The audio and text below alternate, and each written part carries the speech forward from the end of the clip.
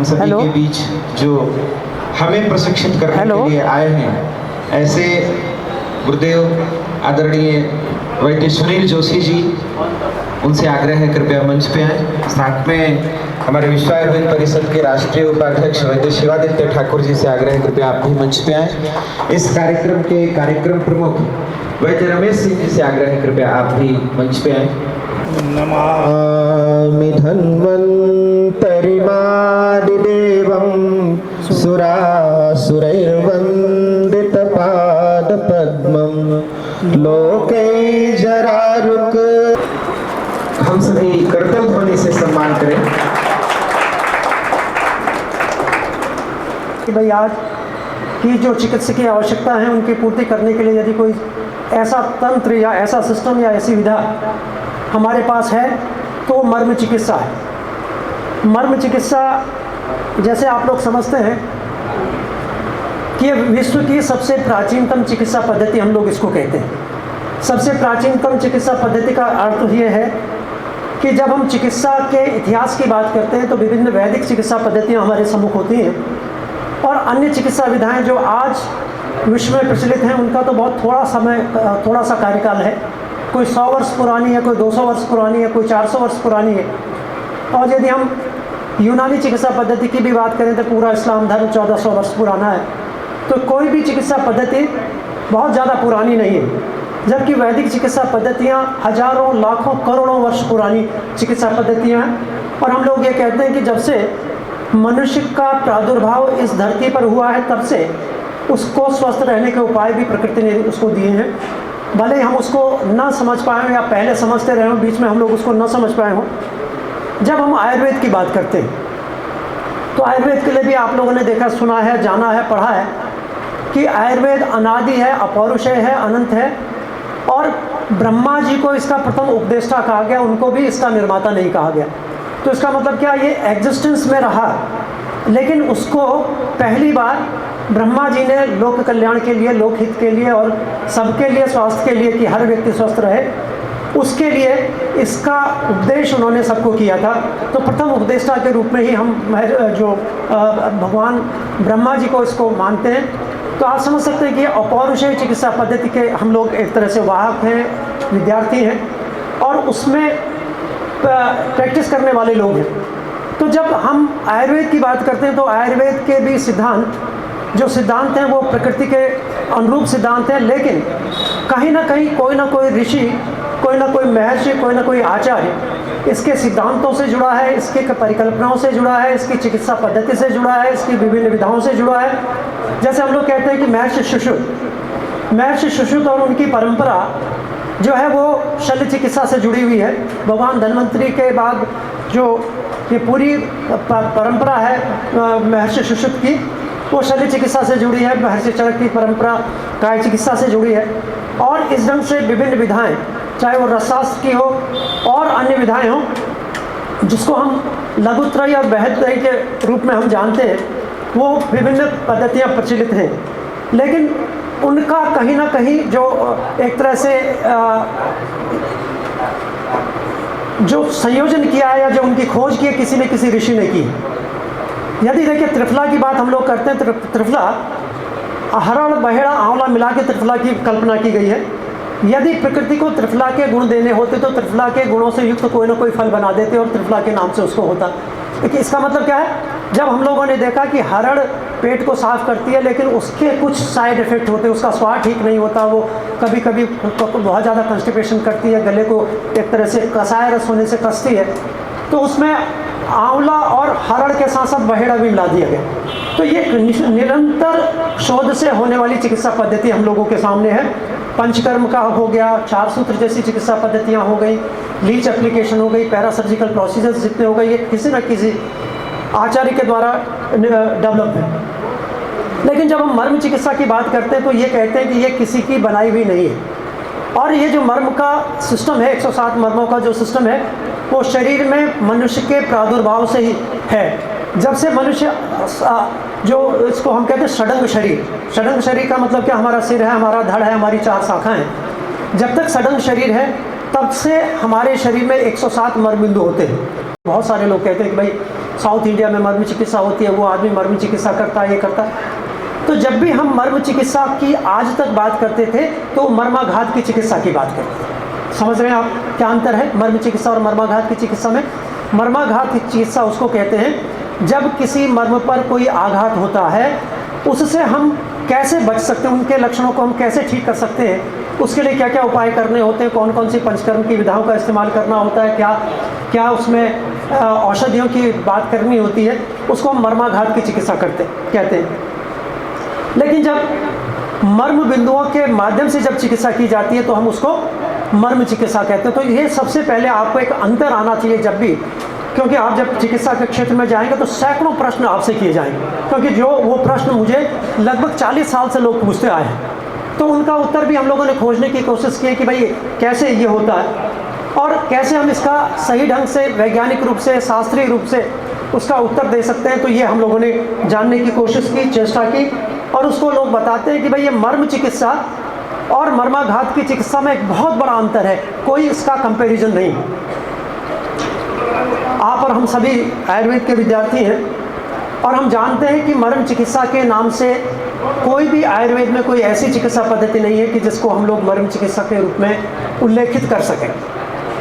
हम लोगों को पता है कि महर्षि सुश्रुत ने अपने शारीरिक स्थान सुश्रुत संहिता के शारीरिक स्थान में 6ठे अध्याय में मर्म निर्देशी अध्याय में लिखा है कि मनुष्य के शरीर में 107 मर्म बिंदु होते हैं, ये प्राण की ऊर्जा का केंद्र होते हैं, इसमें बहुत सारे सत्व रजतम ये सारी चीज़ें होती हैं, आत्म तत्व होता है, ये वायु तत्व होता है, बहुत सारी चीज़ें इन्होंने बताई है कि इनमें उनका प्रवेश होता है, एक जीवनी शक्ति होती है, आघातित होने पर ये मारक होती है, घातक होती है, और इसी को मार्यंतीत मर्माणी करके व्याख्यायित किया गया कि यदि किसी स्थान पर चोट लगती है तो व्यक्ति की मृत्यु हो सकती है, इसलिए उसको क्या कहा है, मर्म कहा है।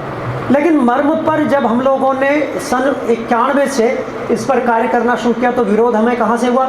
सबसे पहले विरोध हमारे लोगों ने किया करना शुरू किया, क्योंकि यदि जिस किताब पर, जिस कॉपी पर कुछ लिखा हुआ, पूरी कॉपी भरी हुई है, उस पर आप नई इबारत नहीं लिख सकते, कोई नई चीज़ नहीं लिख सकते, और आउट ऑफ द बॉक्स काम करते हैं। यदि धारा के विपरीत यदि आप चलते हैं तो आपको ज़्यादा प्रयास करने की आवश्यकता होती है। यदि धारा के साथ साथ हम बह रहे हैं तो क्या है, हम धारा का प्रवाह हमको बहाता है, लेकिन यदि हम धारा के विरुद्ध कोई भी कार्य करते हैं, सोचते हैं, शोध करते हैं, तो उसमें रेजिस्टेंस ज़्यादा आती है।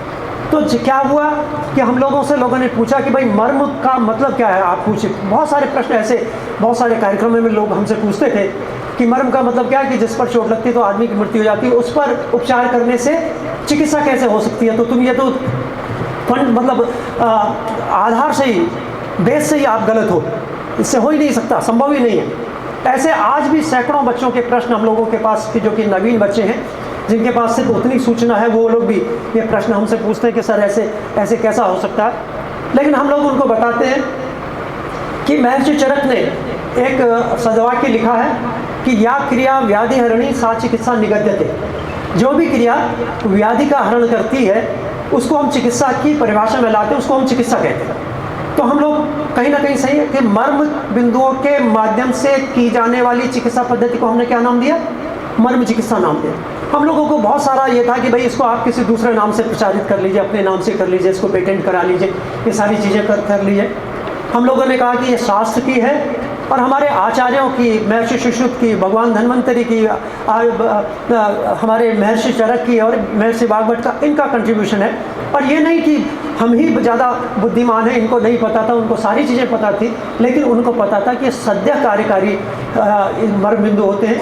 यदि मोहवश या जिसको कहते हैं अज्ञानवश, यदि हम इस पर गलत ढंग से उपचारित करेंगे तो लोगों के प्राणों पर भी एक तरह से आघात हो सकता है, इसलिए इसको चिकित्सा के रूप में उपयोग नहीं किया। हमारे जो ऋषि मुनि थे उन्होंने क्या किया, त्रिकाल संध्या के साथ जो किए जाने वाले कर्मकांड हैं उसमें इसको समाहित कर दिया। आपने देखा होगा कि जब भी हम लोग कोई धार्मिक कृत्य करते हैं या आध्यात्मिक कोई पूजा करते हैं तो उसमें जो हम लोगों का क्रम होता है वो शिखाबंधन से प्रारंभ होता है। देखा कि हम लोग शिखाबंधन करते हैं और शिखाबंधन के उपरांत हवन हो, यज्ञ हो या कोई भी पूजा हो, चाहे किसी भी भगवान की पूजा हो, उसमें हम लोग मर्म का आच्छादन करते हैं और मर्मों को, जितने भी हमारे शरीर के विभिन्न अंग हैं, उनको मंत्रों के द्वारा आज शेष के द्वारा, रोली चंदन के द्वारा, पवित्र जो जल है, गंगा जल है, उसके द्वारा हम लोग उसको आप्यायित करते हैं, उसको आच्छादित करते हैं और मर्म की ही एक तरह से साधना करते हैं कि हमारे नीलकंठ हमारे कंठ की रक्षा करें, या हमारे बाहु की रक्षा करें, हमारे काटिका की रक्षा करें। इस ढंग से हम लोग विभिन्न प्रकार की प्रार्थनाएं अपने ईश्वर से करते हैं। तो जब हम लोगों ने देखा कि ये जो त्रिकाल संध्या के साथ किया जाने वाला कृत्य है और उसमें जिन भी स्थानों का स्पर्श हम लोग करते हैं वो सभी के सभी मर्मबिंद होते हैं, तो हमारे पास एक सारी की सारी सूचना मिली और पूरा का पूरा विज्ञान उद्घाटित हो गया कि हम जब भी ये त्रिकाल संध्या के साथ ये कार्य कर रहे हैं तो और कुछ ना करके हम अपने मर्मों को उत्प्रेरित कर रहे हैं और इससे हम लोग अपने स्वास्थ्य का संवर्धन, परिवर्धन, स्वास्थ्य संरक्षण, रोग निवारण और रोग की चिकित्सा इसके माध्यम से हम लोग कर रहे हैं। तो त्रिकाल संध्या के साथ किया जाने वाला कार्य प्रत्येक व्यक्ति के कल्याण के लिए हमारे कर्मकांड में और हमारी दैनिक जो पूजा पद्धति में इसको समाहित किया गया। तो इसका मतलब ये देखिए, हम टीका लगाते हैं, चंदन लगाते हैं, कहाँ पे लगाते हैं? इस अपनी मर्ग पे लगाते हैं, जहाँ पे आज्ञा चक्र होता है उस पे लगाते हैं। उसका एक बहुत बड़ा विधान है। हम चोटी रखते हैं, चोटी रखने का ये क्या कारण है कि हम जहाँ पे चोटी रखते हैं वहाँ पर एक मर्म स्थान होता है जिसको अधिपति मर्म कहा गया है। तो जब भी हम ये कोई भी कार्य करते हैं तो निश्चित रूप से हम अपने शरीर के विभिन्न मर्मबिंदुओं को ही उत्प्रेरित करते हैं, उत्तेजित करते हैं, उनको एक तरह से उनके माध्यम से हम शरीर के विभिन्न अंगों की शक्ति का संचयन करते हैं। और यदि उसमें कोई नकारात्मक शक्ति होती है या नकारात्मक ऊर्जा होती है उसका एक तरह से निष्कासन करते हैं और सकारात्मक ऊर्जा का संचार करते हैं और इसके परिणाम किसी भी चिकित्सा पद्धति के परिणामों से कई हजार गुना ज़्यादा है। You cannot compare the results of the Marma therapy with the results of the all conventional medical sciences। तो किसी भी मेडिकल साइंस का जो कोई भी एक तरह से अभिधेय है, जो उसका आउटकम है, उसको आप कंपेयर कर ही नहीं सकते।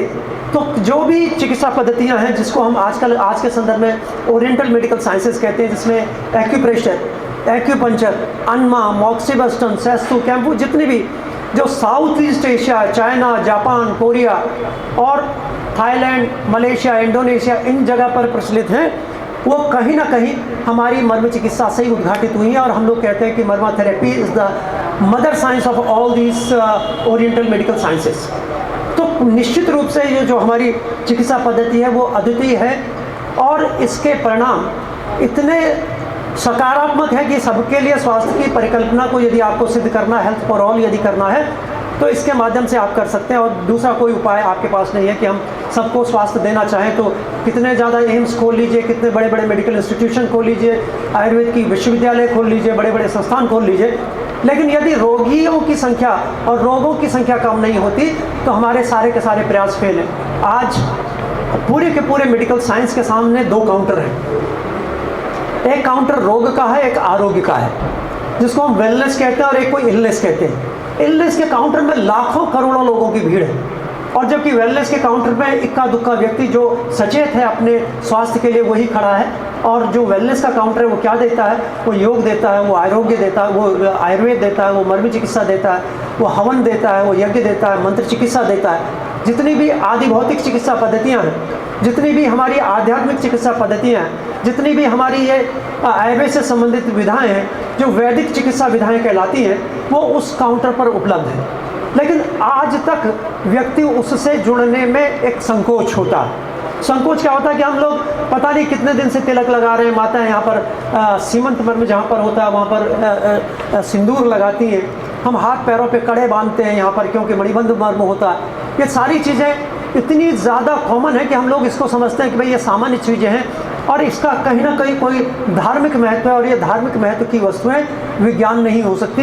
ये हम लोगों के मन में एक दुराग्रह है या एक अज्ञान से युक्त एक हम लोगों के का भाव है, जिसमें हम लोग समझते हैं कि भाई हमारे इसको कैसे वैज्ञानिक रूप से प्रतिपादित किया जाए। तो यही प्रश्न हम लोगों के सामने भी था कि विज्ञान सम्मत होना चाहिए, शास्त्र सम्मत होना चाहिए, और आज अप्लाइड होना चाहिए। अप्लाइड का मतलब क्या है कि ये रिजल्ट ओरिएंटेड होना चाहिए। यदि मैं आपसे कहूँ कि भाई यदि किसी के घुटने में बहुत तेज़ दर्द है या किसी को एवियन हिप जॉइंट है, और एवियन हिप जॉइंट है, उसका दर्द यदि मिनट में ठीक कर लेते हैं तो आपको परिणाम उसके मिलने चाहिए। यदि हम कहते हैं कि कोई सेरेब्रल पाल्सी का बच्चा मर्म चिकित्सा के माध्यम से ठीक हो सकता है तो उसके परिणाम दिखने चाहिए। और जब आप उसके परिणामों को देख लेते हैं तो निश्चित रूप से आप उसको अप्लाई करने के लिए तत्पर हो जाते हैं। तो यही उद्देश्य हम लोगों का है कि जब हम लोगों ने इस पर कार्य करना शुरू किया तो चिकित्सा विधा का कोई भी व्यक्ति हम लोगों के साथ नहीं था। तो हम लोगों ने क्या किया, अपने नवीन प्रथम वर्ष के विद्यार्थियों के साथ और योग विषय के विद्यार्थियों के साथ ये कार्य प्रारंभ किया और विभिन्न देश के विभिन्न हिस्सों में निरंतर निःशुल्क चिकित्सा शिविर आयोजित किए और उनमें देखा कि इसके परिणाम इतने सकारात्मक हैं कि जो लाभार्थी हैं, जो उनसे लाभान्वित हैं, उनके मन में एक भाव उदय हुआ कि इस चिकित्सा विधा को कैसे ज़्यादा से ज़्यादा लोगों तक पहुंचाया जा सके। यदि मेरे घुटने में तकलीफ़ है और मैं देखता हूं कि मेरे परिवार के 5 लोगों के और घुटने में तकलीफ़ है और मैं यदि किसी उपाय के माध्यम से मेरे घुटने का दर्द ठीक होता है तो मेरे मन में एक भाव निश्चित रूप से उदय होता है कि जो 4 लोग और कष्ट में हैं उनका भी दर्द ठीक होना चाहिए। तो इसी भाव से जब हम लोगों ने ये कार्य प्रारंभ किया तो लाखों की संख्या में लोग हम लोगों से जुड़े और लगभग 12 विश्वविद्यालयों के पाठ्यक्रम में नींद भी आती है। डॉक्टर साहब, मर्म चिकित्सा से बहुत अच्छी नींद आती है, बहुत अच्छी नींद। जब हम लोग मर्म चिकित्सा की बात करते हैं तो नींद बहुत अच्छी आती है, क्योंकि ये लगता है कि ये कोई एक फैंटेसी की बात कर रहे हैं हम लोग, कोई एक दूसरे जगत की बात कर रहे हैं। ठीक है कि मतलब इसमें कहीं कोई वैज्ञानिक, इसीलिए हम इंतज़ार कर रहे थे कि जब भी हम लोग अपना प्रेजेंटेशन शुरू करते हैं तो कुछ स्लाइड्स के साथ शुरू करते हैं, उसका प्रभाव आपको दिखाते हैं कि देखिए इसका प्रभाव ये है, ये रिजल्ट है, इसका ये MRI है, ये इसका एक्सरे है, ये इसकी रिपोर्ट है। तो उसके साथ जब हम लोग शुरू करते हैं तो आप लोगों के मन में विश्वास होता है। जब हम एक कोरी वार्तालाप के रूप में करते हैं तो निश्चित रूप से नींद आनी एक बनती है और वो कोई ऐसा कोई कठिन वो नहीं है कि भाई इससे नींद ना आए। नींद आने स्वाभाविक है, क्योंकि ये जब हम लोग पढ़ते थे तो हम लोगों को सिर्फ यही पढ़ाया जाता था कि मनुष्य के शरीर में 107 मर्मबिंदु होते हैं जो प्राण की ऊर्जा का केंद्र होते हैं। इस पर ये चोट लगती है, इसका ये वर्गीकरण है और आघात होने पर ये लक्षण होते हैं। हमने कभी नहीं पढ़ा, क्योंकि जब हम लोग ग्रेजुएशन में जाते हैं तो उम्र 16-17 साल की होती है, 18 साल की होती है। और 18 साल में हम लोग, मैंने तो विशेष रूप से न तो यहाँ का मर्म निर्देशी अध्याय पढ़ा और न चरक का इंद्रिय स्थान पढ़ा, क्योंकि उसमें क्या बात होती है, ये आदमी इतने दिन में मर जाएगा, ये ऐसा हो जाएगा, ये फलाना हो जाएगा, तो डर लगता था। 18 वर्ष के युवक में एक जीवन की आशा होती है, जीने की ललक होती है, वो मृत्यु की बात नहीं करना चाहता। तो ऐसे ही हम लोग कब पढ़ते थे, क्योंकि 30 नंबर का प्रश्न आता था और परीक्षा में पूछा जाता था प्रैक्टिकल में। और उस समय बनारस हिंदू विश्वविद्यालय से हमारे बड़े बड़े वरिष्ठ प्राध्यापक आते थे जो परीक्षा लेने हम लोगों के यहाँ आते थे और वो निश्चित रूप से पूछते थे कि ये फलाना मर्म है, कृकाटिका मर्म पर आघात होने से क्या होता है, इसका वर्गीकरण क्या होता है, ये ऊर्ध्व शाखा में कौन कौन से मर्म होते हैं। तो उसी दिन हम लोग पढ़ते थे और परीक्षा के दिन पढ़ के उस किताब को बंद करके रख लेते। जब हम लोगों ने परास्नातक शल्य चिकित्सा में बनारस हिंदू विश्वविद्यालय में अपना प्रवेश लिया, तब भी हमारे गुरुजनों, पूज्य गुरुजनों ने, जो उनके इतने बड़े बड़े नाम हैं, आज हम लोग उनका स्मरण करके ही अपना ये पूरे जीवन यापन करते हैं। तो उनके द्वारा भी हम लोगों को ये बताया गया कि during surgical intervention you have to take care of these points. If you are not taking care of these points, a lot of complications may be there, of person may die. ठीक है, इतना समझ में आया। ये दूसरी information कब मिली, जब हम ग्रेजुएशन से पोस्ट ग्रेजुएशन शल्य चिकित्सा में करने गए और समस्त शल्य चिकित्सा करते हुए पूरे पेट की, हड्डियों की, स्किन ग्राफ्टिंग से लेके सारे सब हमारे गुरुजनों ने सिखाया और पूरी एब्डोमिनल सर्जरी से लेके सारी सर्जरी हम लोग विगत वर्षों तक, 30 वर्षों तक हम लोग करते रहे। तो मन में कहीं ना कहीं एक भाव रहता था कि भाई इन मर्मों को यहाँ पर बचाना है। और ये मर्म क्यों महत्वपूर्ण हो सकते हैं, क्योंकि हमारे शास्त्रों में वो लिखित है, सीधा कहीं हम लोगों को इसका कोई डिस्क्रिप्शन नहीं मिलता था और चिकित्सकीय उपयोग की बात तो हम लोग कल्पना कर नहीं सकते थे। लेकिन जब 1991 में अपने पूज्य गुरुदेव स्वामी निगमानंद जी महाराज के आशीर्वाद से हम लोगों ने जब ये मृत्युंजय मिशन का कार्य प्रारंभ किया और उनके द्वारा एक विशिष्ट दिशा निर्देश हम लोगों को एक किताब के रूप में मिला, तो चिकित्सा पद्धतियाँ हैं और बहुत बड़े बड़े आधुनिक अस्पताल हैं, इतनी विधाएँ कि रोबोटिक्स से आप आजकल टेलीमेडिसिन से पता नहीं क्या क्या करने जा रहे हो, अंतरिक्ष से आप यहाँ चिकित्सा कर सकते हो। तो ऐसी स्थिति में मर्म चिकित्सा का उपयोग है। एक सबसे बड़ी बात, आज हम विश्व युद्ध के मुहाने पर खड़े हैं। किस पे खड़े हैं? विश्व युद्ध के मुहाने पे खड़े। किसी का भी सरफिरा कोई भी टपका सकता है और जिस दिन ये हो गया उस दिन सिर्फ और सिर्फ मर्म चिकित्सा रहेगी, उसके अलावा कोई नहीं है। समझ रहे हैं हमारी बात? तो हमें उसके लिए तैयार होना है कि कैसे हम रोगों का निवारण कर सकें, और इंटरबैलिस्टिक मिसाइल यदि छोड़ दी और हमारा ये 5G 6G 7G 2G ख़त्म हो गया, तो फिर शिव जी बचते हैं और कोई नहीं बचता। समझ रहे हैं हमारी बात?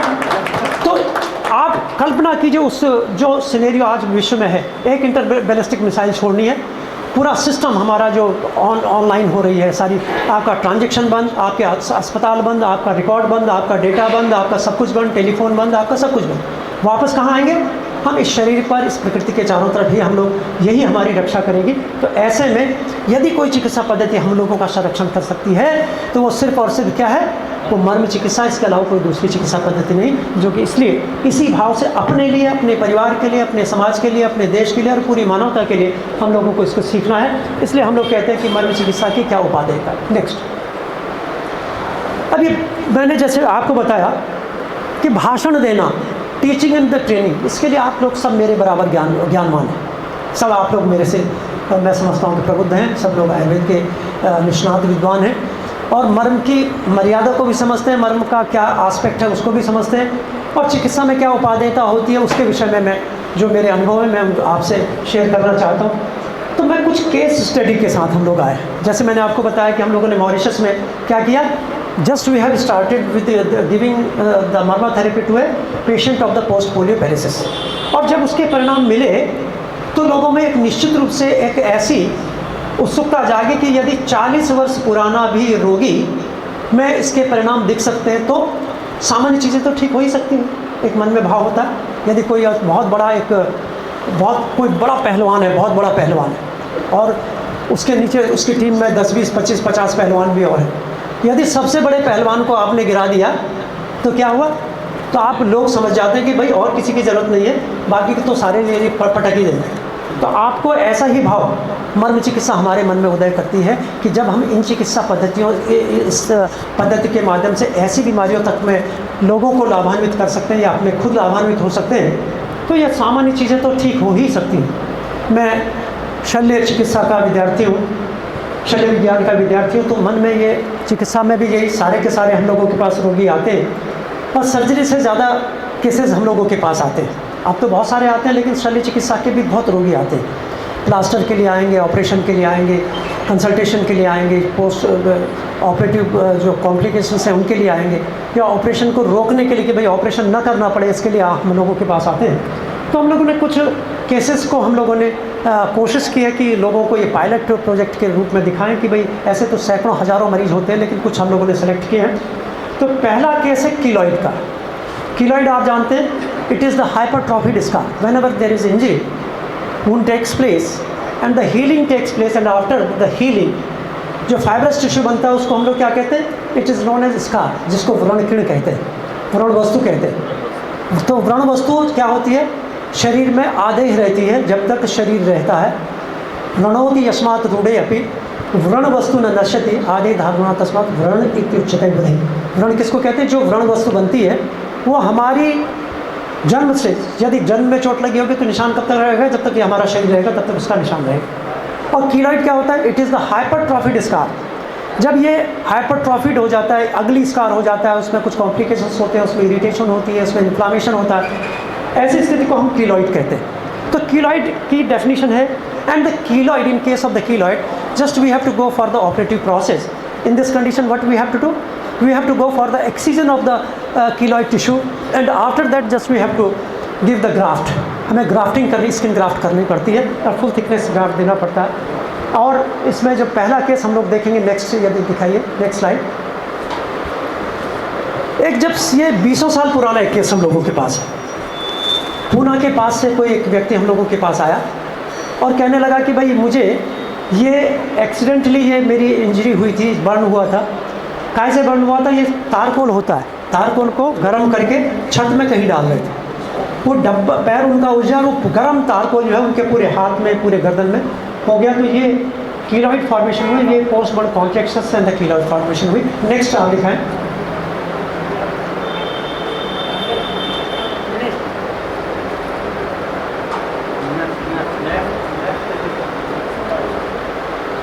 जस्ट यू कैन सी, जो स्टर्नोक्लिडोमास्टोइड मसल है पूरा, यहाँ से फाइब्रोसिस हो गई और पूरा का पूरा जो राइट शोल्डर जॉइंट है वो भी एक तरह से फाइब्रोज, उसमें एक तरह से कीलॉइड फॉर्मेशन हो गई।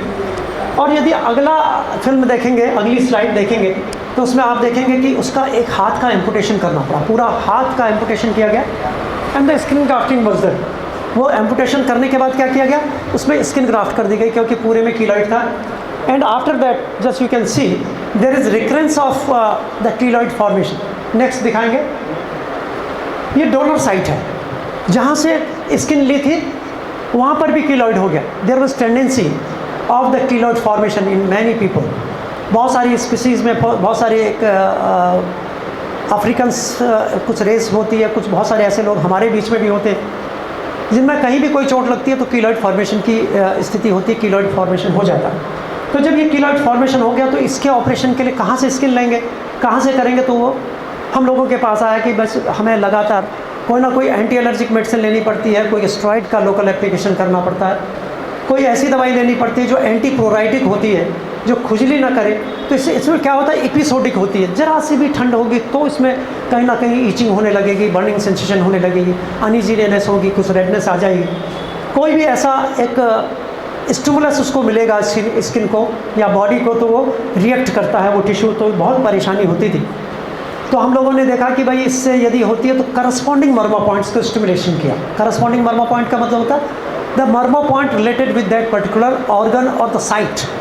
यदि पैर में है तो पैर के उन मर्मिंगों को हम लोगों ने उपचारित करना शुरू किया। ये पहला एक तरह से 20, 25, 30 साल पहले हम लोगों ने प्रयोग के रूप में किया। और ये देखा कि जब उसके पैर के और हाथ के मर्मों को उत्प्रेरित किया तो वो कहता है कि भाई आज मुझे कोई ये ऐसे सिम्टम्स नहीं हुए, मुझे कोई दवाई की ज़रूरत नहीं हुई, और उसको फिर लगातार सिखा दिया तो ये सफल भी होने लगा। सफल होने का मतलब क्या, ये जो टिश्यू की हार्डनेस थी वो कम हो गई, जो उभार था वो कम हो गया, जो और सिम्टम्स थे वो कम हो गए। तो मन में एक विश्वास जगा कि जब ये हाइपरट्रॉफिड स्कार के सिम्टम्स को ठीक कर सकता है तो ये हाइपरट्रॉफिड स्कार को भी ठीक कर सकता है। तो हम लोगों ने आगे कार्य करना शुरू किया। नेक्स्ट, ये इसी को लगाए रखे। अब हमने इसमें ऑपरेशन की बात नहीं की कि ऑपरेशन कराइए, इसमें भी क्या है कि he has to go for the operative process. बिना ऑपरेशन के ठीक होने की संभावना बिल्कुल नहीं, क्योंकि ये कीलॉइड को जब तक निकालेंगे नहीं, स्किन ग्राफ्ट नहीं करेंगे, तब तक ये ठीक नहीं हो। तो ऐसी स्थिति में भी हम लोगों ने मर्म को उपचारित करना शुरू किया और ये कहा कि जो करस्पॉन्डिंग मर्मा पॉइंट्स है, करस्पॉन्डिंग मर्मा पॉइंट का मतलब जैसे पैर में मर्म होंगे तो क्या होंगे, पैरों के मर्म होंगे, और यदि हाथ में ऐसी तकलीफ है तो क्या होगा, हाथ के मर्मों को और उसके आसपास के मर्मों को जब हम लोगों ने स्टिमुलेट करना शुरू किया तो इसके परिणामों को आप देख लीजिए। जब आप इसके परिणामों को देख लेंगे तो आपको लगेगा कि ये कितनी अच्छी चिकित्सा पद्धति है और ये कितने अच्छे। देखिए, जो सामान्य किसी का हाइड्रोसील करना एक सामान्य ऑपरेशन है, किसी का हर्निया करना सामान्य ऑपरेशन है, क्षारसूत्र करना एक सामान्य ऑपरेशन है, किसी का कहीं फोड़ा का ऑपरेशन करना है, पेरोनिकिया करना है, कहीं किसी को छोटी मोटी चीज़ करनी है तो वो सामान्य है। But this is a super specialities job. जो प्लास्टिक सर्जरी का काम क्या है, स्किन ग्राफ्ट का काम क्या है, क्योंकि फुल थिकनेस बाहर से ले रहे हैं, बहुत सारा स्किल्ड एक तरह से एक वो चाहिए, सर्जन की ज़रूरत होती है, और ये कई सर्जन्स के साथ ये काम होता है। तो plastic surgery is the recent branch of the surgery, और उसमें यदि ये करेंगे तो पैसा आजकल बहुत लगता है, लाखों रुपए स्किन ग्राफ्ट में और इस सारी चीज़ों में ऑपरेशन में लगते हैं। तो हम लोगों ने क्या किया, उसको मर्म चिकित्सा देनी शुरू की। अब इसको स्क्रॉल कीजिए आप, नेक्स्ट में आप देखेंगे तो मर्म चिकित्सा, treatment of the keloid with Marma therapy. अब आप देख सकते हैं कि जो बीच के आपने कुछ रिजेस दिखाई दे रही है, उभरी हुई उभार दिख रहा। पहले तो क्या था, पूरा का पूरा हिस्सा उभार में था, अब इसमें कुछ जो फाइब्रस बैंड है वही उभार में, बाकी बीच का टिश्यू क्या हो गया, एक तरह से कम होने लगा। नेक्स्ट अब देख सकते हैं ट्रीटमेंट के बाद ये बीच की स्थिति है, 2-3 महीने की स्थिति है। नेक्स्ट दिखाइए। अब ये वही व्यक्ति समझ सकता है जिसको पहले पता हो कि भाई इसमें यहाँ पे इतना बड़ा कीलॉइड था, इसलिए वो क्रम से हम लोगों ने 6 महीने साल भर के फोटोग्राफ लिए। ठीक है, तो आप समझ सकते हैं आपने कितना बड़ा कंट्रीब्यूशन किया। एक तो इसके ऑपरेशन को रोका जो एक्सीजन वाला था, दूसरा जो प्लास्टिक रिकन्स्ट्रक्शन जो करना था उसको रोका। कभी कभी रिजेक्शन होता है, कभी कभी दोबारा से कीलॉइड फॉर्मेशन होती है, बहुत सारी तकलीफें होती हैं, उन सबको आप रोक सके। तो इसका मतलब क्या है, ये कीलॉइड जैसी चीज़ में इसको ठीक कर सकती है। तो इसका मतलब क्या, जो भी जहाँ पर भी कोई फाइब्रोसिस हो रही है, फाइब्रोएडिनोमा है, बहुत सारी फाइब्रोमाइल्जिया है, जहाँ पर भी फाइब्रस टिश्यू की इन्वॉल्वमेंट है, उसको ये ठीक करने में सक्षम है। इसकी कल्पना कीजिए कितनी बड़ी बात है। ये नॉन हीलिंग, एक बच्ची हम लोगों के पास आई 16-17 साल की, और उसमें there was a fracture of the humerus shaft and it was transverse fracture. देखिए, यदि ऑब्लिक फ्रैक्चर होता है जिसको हम अश्वकर्ण भग्न कहते हैं, उसमें क्या होता है कि दोनों हड्डियों का सिरा एक आपस में मिला रहता है, तो वो हीलिंग होने की संभावना होती है, हम उसको इमोबलाइज कर देते हैं। लेकिन जब ट्रांसवर्स फ्रैक्चर होता है तो क्या होता है, उसमें एकदम स्लाइड करके ओवर राइडिंग हो जाती है, एक दूसरे के ऊपर चढ़ जाती है। In that condition you have to go for the internal fixation. External जो फिक्सेशन या प्लास्टर से कुछ होने वाला नहीं, रुकती नहीं। तो इसमें क्या किया गया कि भाई ये मरीज आया, तो उसमें आप देख सकते हैं 4 स्क्रू ऊपर, 3 स्क्रू नीचे, उनके बीच में आप potential, you can see the potential gap between these 2 fractures. ये लगभग 1.5 वर्ष के बाद भी आप देख सकते हैं यहाँ पर इतना ये स्पेस दिखाई दे रहा है। ये 3 स्क्रू ये दिख रहे हैं, 4 ये दिख रहे हैं, बीच में ये हड्डी जुड़ी नहीं। जब हड्डी नहीं जुड़ी तो उन्होंने कहा कि भाई इसके बीच में हम लोगों को just we have to go for the bone graft. तो इलियक क्रेस्ट से उन्होंने ग्राफ्ट लिया और एक छोटा सा ऑपरेशन करके इसमें जो बोनी टिश्यू है उसको इम्प्लांट किया, और उसके भी कुछ महीने के बाद जब देखा तो क्या था, there was non union. Next यदि आप दिखाएंगे तो आपको पता चलेगा कि नेक्स्ट स्लाइड में भी देयर वाज नॉन यूनियन। अब उन्होंने फिर तीसरे ऑपरेशन के लिए प्लान किया एंड दे हैव सेड कि भाई अब हमको क्या करना पड़ेगा, just we have to remove the only plate. इस प्लेट को निकालना पड़ेगा, स्क्रू को निकालना पड़ेगा, और इंटरनल इंट्रामेडुलरी कुछ इम्प्लांट डाल के उसको दोबारा से मिला के उसको रिसेट करना पड़ेगा। तो पेशेंट डिनाइड, क्योंकि 2 ऑपरेशन हो चुके थे, उसके बाद भी ये परिणाम थे। हम लोगों के पास आए तो हम लोगों ने क्या किया, करस्पॉन्डिंग मर्मो पॉइंट्स को, करस्पॉन्डिंग का मतलब क्या, हाथ के और कंधे के मर्मों को स्टिमुलेट करना शुरू किया दोनों तरफ, और देखा कि लगभग 1.5 से 2 महीने के बीच में उसकी हीलिंग हो। आप देख सकते हैं कि 100% डेट वाइज लगी है। देखिए सारे के सारी जो फिल्म लगी हैं वो डेट वाइज लगी, तो उसमें आप देख सकते हैं कि ये हीलिंग का प्रोसेस हुआ। और इसके बाद जब हम लोगों ने ये भी 2011 के लगभग या कितने का, 2014 का कब का केस है, 19 का, बहुत सारे ऐसे केस पहले भी किए, और उसके बाद तो अभी हम लोग कहते हैं कि भाई ठीक है, just you have to wait at least जो उसका मिनिमल टाइम है उस तक आपको मर्म स्टिमुलेशन करना, उसके बाद आप ऑपरेशन के लिए तो आपके पास है ही टाइम। तो मर्म चिकित्सा के माध्यम से आप ये समझ सकते हैं कि जो non union of the healing bone है उसको भी आप ठीक कर सकते हैं। तीसरा केस दिखाइए, कितने लोगों ने देखा है ये केस चिकित्सा में? मैं समझता हूँ कि बहुत सारे लोगों ने देखा भी नहीं होगा।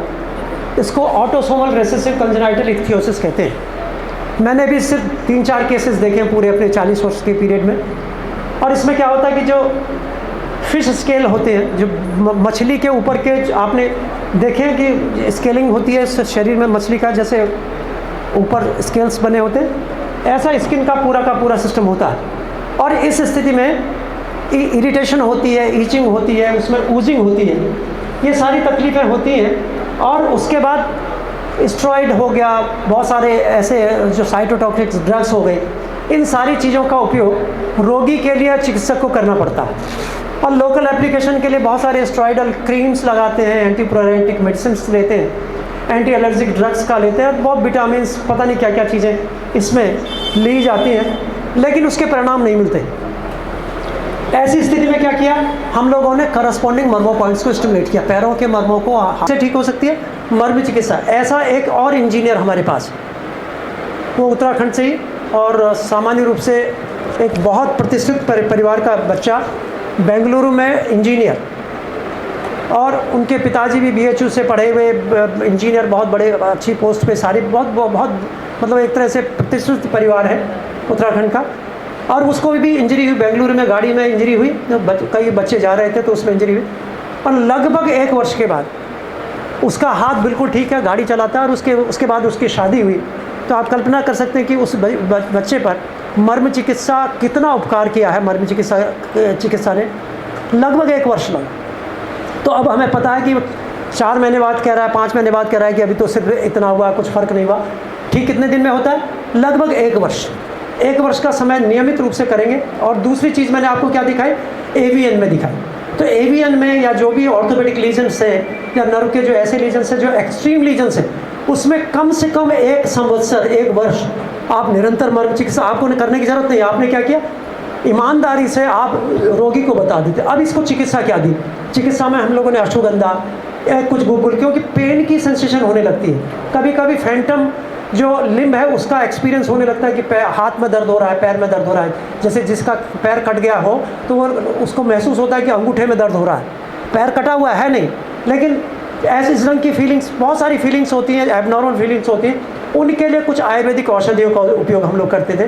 कुछ सिंपल ब्राह्मी, जटामांसी, शंखपुष्पी, जिससे कि उसका मस्तिष्क ठीक रहे, ये सामान्य औषधियों का उपयोग हम लोग करते हैं। इसलिए भी ज़रूरी था क्योंकि जब हम लोगों ने, आपने देखा कि पहले हम लोगों ने कई बार उसको कहा कि मर्म करने हैं, तो मर्म करने में कहीं ना कहीं उनको हिचकिचाहट। तो औषधि के साथ कि भाई औषधि खानी है और औषधि के 15-20 मिनट के बाद आपको क्या करना, निरंतर मर्म करना, और ये ठीक हुआ।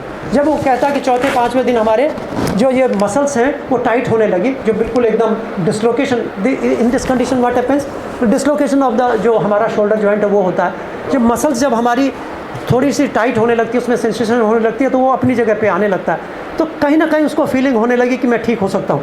तो बिना ऑपरेशन भी आप ये मर्म चिकित्सा के माध्यम से आप ठीक कर सकते हो। तो एक बहुत बड़ा, तो आपको पता होना चाहिए। अब आप यदि यहाँ तक आए, क्या कहते हैं, उस स्टेशन तक आए, भाई पतौरा आश्रम मिल नहीं रहा और मैं वापस चला जाऊँ, मैं आया था, क्या कहते हैं, अमेठी तक आया था, 10 हो गए थे, मैं वहाँ से वापस चला जाता, तो आप लोगों से नहीं मिल पाता। ऐसे ही मर्म चिकित्सा का संदर्भ है। यदि हम मर्म चिकित्सा 8वें महीने में, 7वें महीने में, 6ठे महीने में बंद कर देते तो ये परिणाम मिलते नहीं मिलते। आज हमको पता है कि 1 वर्ष का समय ब्रेकियल प्लेक्सिस की इंजरी में लगता है, ठीक है। तो ब्रेकियल प्लेक्सिस की इंजरी, इसी ढंग से हम लोग कहते हैं कि जो बच्चे, जो सेरेब्रल पाल्सी से ग्रस्त बच्चे होते हैं, उनमें एक सिम्टम होता है जिसको ड्रूलिंग कहते हैं। ड्रूलिंग का मतलब होता है मुंह से लार गिरती रहती है। देखा आपने, बच्चों के मुंह से बिल्कुल लार गिरती रहती है। 8वें दिन ये ड्रूलिंग कम हो जाती है। कल्पना कीजिए कि जो 14 साल का बच्चा, 15 साल का बच्चा है, उसको निरंतर मुंह से लार गिरती है, और आके 8वें 10वें दिन ये कहने लगते हैं उनके माँ बाप कि हाँ अब मुंह से लार कम गिरती है और कुछ निगलने लगा है। तो आप कल्पना कीजिए कि शरीर के अंदर कितनी बड़ी रोग निवारण की क्षमता प्रकृति ने या ईश्वर ने हमको दी है। और कि according to the medical definition, the specific parts of the body which are very vulnerable to the trauma known as marma, ठीक है, वो प्राण की ऊर्जा का केंद्र होते हैं, आघातित होने पर घातक होते हैं। वो मर्म बिंदु क्या कहलाते हैं, वो एक तरह से सद्य प्राण हर मर्म है, कालांतर प्राण हर मर्म है, वैकल्पिक मर्म है, रुजाकर मर्म है, ठीक है। इस ढंग के ये जो मर्म होते हैं उनको हम according to the medical definition हम लोग मर्म को ये कहते हैं। Next, any trauma to these places may lead to the death or many other complications regarding the physiological functions and the anatomical configuration। देखिए, फिजियोलॉजिकल फंक्शंस का क्या मतलब होता है। यदि किसी का हाथ बिल्कुल ठीक दिखाई दे रहा है, ब्रेकियल प्लेक्सस की इंजरी में उसका हाथ कोई ख़राब नहीं दिखाई दे रहा था, पूरा हाथ ठीक था, एनाटॉमिकली ठीक था, लेकिन फिजियोलॉजिकली वो काम नहीं कर रहा था। तो एनाटॉमिकल कन्फिग्रेशन ख़राब था और फिजियोलॉजिकल उसका फंक्शन ठीक नहीं था। तो इन दोनों स्थिति में मर्म चिकित्सा काम करती है। नेक्स्ट,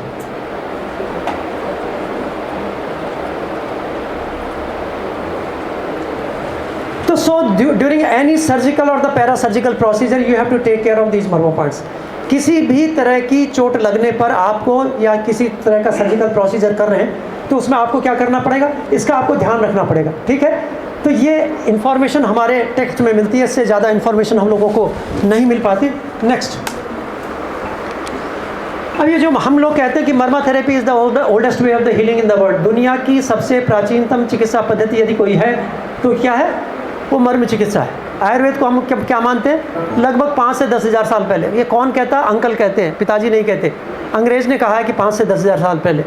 हम लोग कहते हैं ये अनादि है, अनंत है, अपौरुषेय है, और जब से ये पृथ्वी पर हम लोगों का अस्तित्व है तब से ये आयुर्वेद की चिकित्सा पद्धतियाँ, जड़ी बूटियाँ, सारी चीज़ें हैं। तो ये आयुर्वेद को हम लोग इतना मानते हैं, चाइनीज़ सिस्टम को भी हम लोग 5 से 10 हज़ार साल पुराना मानते हैं, अरेबियन मेडिकल सिस्टम को 1400 वर्ष पुराना मानते हैं, एलोपैथिक को लेस देन 2200 और 300 मानते हैं। इसी ढंग से नेक्स्ट, होम्योपैथी को भी 150 साल का, और many other folk medical systems were present in the different parts of the globe time to time, but they are not in existence today. चिकित्सा की बहुत सी चिकित्सा पद्धतियाँ निकलती हैं, आप कभी भी उनसे परेशान ना हो। आपने देखा होगा कि आज कोई लातों से घुमा रहा है, कोई मशीन में घुमा रहा है, कोई कुछ कर रहा है, कोई कुछ कर रहा है। आपने कोरोना में देखा होगा, जब कोरोना प्रारंभ हुआ तो क्या किया गया? सबसे पहले डॉक्सीसाइक्लिन और क्या दूसरी दवाई क्या दी गई थी? हैं? एजिथ्रोमाइसिन, ठीक है, पैरास्टामोल, ये सारी चीज़ें दी। उसके बाद क्या कहा कि जो प्लाज्मा थेरेपी, लोगों ने घर भेज दी अपने प्लाज्मा थेरेपी के चक्कर में। कभी कोई जिंक, कभी विटामिन, कभी विटामिन सी, लेकिन बाद में क्या कहा कि किसी भी चीज़ का कोई महत्व नहीं है। ठीक हुआ तो किससे हुआ? आयुर्वेदिक काढ़े से हुआ, आयुर्वेदिक दवाइयों से हुआ, आयुर्वेदिक प्रोसीजर से हुआ, उससे ठीक हुआ, अन्यथा नहीं हुआ। ठीक है, तो आप समझ सकते हैं ऐसे अनेकों चिकित्सा पद्धतियाँ आपके सामने आएंगी। यूनिवर्सली सस्टेनेबल मेडिकल सिस्टम का क्या होता है? सार्वकालिक और सार्वभौमिक चिकित्सा पद्धति। यदि हम आपसे कहें कि कौन सी चिकित्सा पद्धति ऐसी है जो सार्वकालिक भी है और सार्वभौमिक भी है, जिसको हम यूनिवर्सली सस्टेनेबल मेडिकल सिस्टम, आज भी है, कल भी है और पहले भी थी और आज भी आगे भी रहेगी, वो सिर्फ और सिर्फ क्या है? मर्म चिकित्सा। एलोपैथिक साइंस कितनी जगह यूज होती है? बहुत सारे देश हैं जहाँ एलोपैथिक चिकित्सा नहीं होती। आयुर्वेद चिकित्सा पद्धति क्या है? बहुत सारे ऐसे देश हैं जहाँ आयुर्वेद की चिकित्सा नहीं होती। बहुत सारे ऐसे देश हैं जहाँ होम्योपैथी चिकित्सा नहीं होती। बहुत सारे ऐसे देश हैं जहाँ योग नहीं होता, करते ही नहीं। योग को कहते हैं कि भाई ये तो हिंदुस्तानियों का है, हम लोग योग करेंगे नहीं, उल्टा भले ही कर लेंगे, योग नहीं करेंगे। ठीक है, तो यूनिवर्सल सस्टेनेबल मेडिकल सिस्टम क्या है? जो पहले भी था, आज भी है और आगे भी रहेगा, उसको यूनिवर्सली सस्टेनेबल। यदि अमेरिकन कोई है, उनकी जीडीपी कितनी है? 80 ट्रिलियन की है, और हमारी कितनी है? बहुत 5 ट्रिलियन पे हम लोग, उनके 6 ट्रिलियन की बात कर रहे हैं हम लोग। उन पे भी 107 मर्म है। ये नहीं कि ट्रंप को ज़्यादा दे दिए मर्म कि भाई तू भैया अमेरिका का राष्ट्रपति है, तुझे 207 मर्म दे देंगे, ऐसा है? अफ्रीका वाले को भी वही है, हमारे को भी वही। तो इसका मतलब क्या? ये यूनिवर्सली सिस्टम है, एक सिस्टम है पूरे के पूरे ह्यूमन बीइंग में, और क्या पहले भी था, आज भी है और आगे भी रहेगा। तो इसको कहते हैं सार्वभौमिक और सार्वकालिक चिकित्सा पद्धति के रूप में। यदि कोई चिकित्सा पद्धति है तो क्या है? वो मर्म चिकित्सा है। और मैंने पहले भी बताया, यदि कोई ऐसा पल आता है कि जिससे हमारा सिस्टम ये प्रभावित होता है, यदि अस्पतालों में कोई पूरा का पूरा स्टाफ स्ट्राइक कर दे, तो क्या आप चिकित्सा करा पाएंगे? कोरोना में आपने किस चीज़ की चिकित्सा की? सिर्फ और सिर्फ कोरोना की। किसी का नी रिप्लेसमेंट नहीं हुआ। सीजेरियन सेक्शन कितने कम हो गए? मुश्किल से 5-10% सीजेरियन सेक्शन किए गए। किसी का ना तो हार्ट में वॉल बदला गया, ना किसी के स्टंट डाला गया। ठीक है, तो इसका मतलब क्या था? हम बिना उसके भी जिंदा रह सकते थे। ठीक है, 2 साल में हमने, जिसको कहते हैं ढोल की पोल, ढोल दिखता है बाहर से भाई कितना बड़ा है, कैसी आवाज़ आती होगी, उसके अंदर का पोल हमको कब दिखाई दिया? हमें कोरोना के समय दिखा। Just we have seen the limitation of western medical science and we have seen the scope of the west, जो हमारी वैदिक मेडिकल साइंसेज है उसका हमने स्कोप देखा, और पूरा का पूरा एक जो पलड़ा है हमारी तरफ, पैराडाइम शिफ्ट हुआ है towards the Indian medical sciences. पूरे विश्व में आज लोग आयुर्वेद की स्वीकार्यता को तेज़ी से स्वीकार कर रहे हैं, उसकी उपयोगिता को स्वीकार कर रहे हैं, क्योंकि उन्होंने कोरोना में इसका प्रभाव देखा है। और निश्चित रूप से वो रोगी बचे हैं जिन्होंने आयुर्वेद का आश्रय दिया, जो अस्पताल नहीं गए, और वो रोगी कोई बच के नहीं आया जिन्होंने किसी और चीज़ का और प्रोसेसेस को लिया। तो ये अपने में बहुत महत्वपूर्ण है कि हम आयुर्वेद की चिकित्सा पद्धतियों पर वैज्ञानिक रूप से शोध करें, इसको डॉक्यूमेंटेशन करें, इसका एक डाटाबेस तैयार करें और लोगों तक अपनी बात को बताएं। ये बहुत महत्वपूर्ण है। इसलिए हम लोग कहते हैं कि ये कब से एग्जिस्टेंस में है?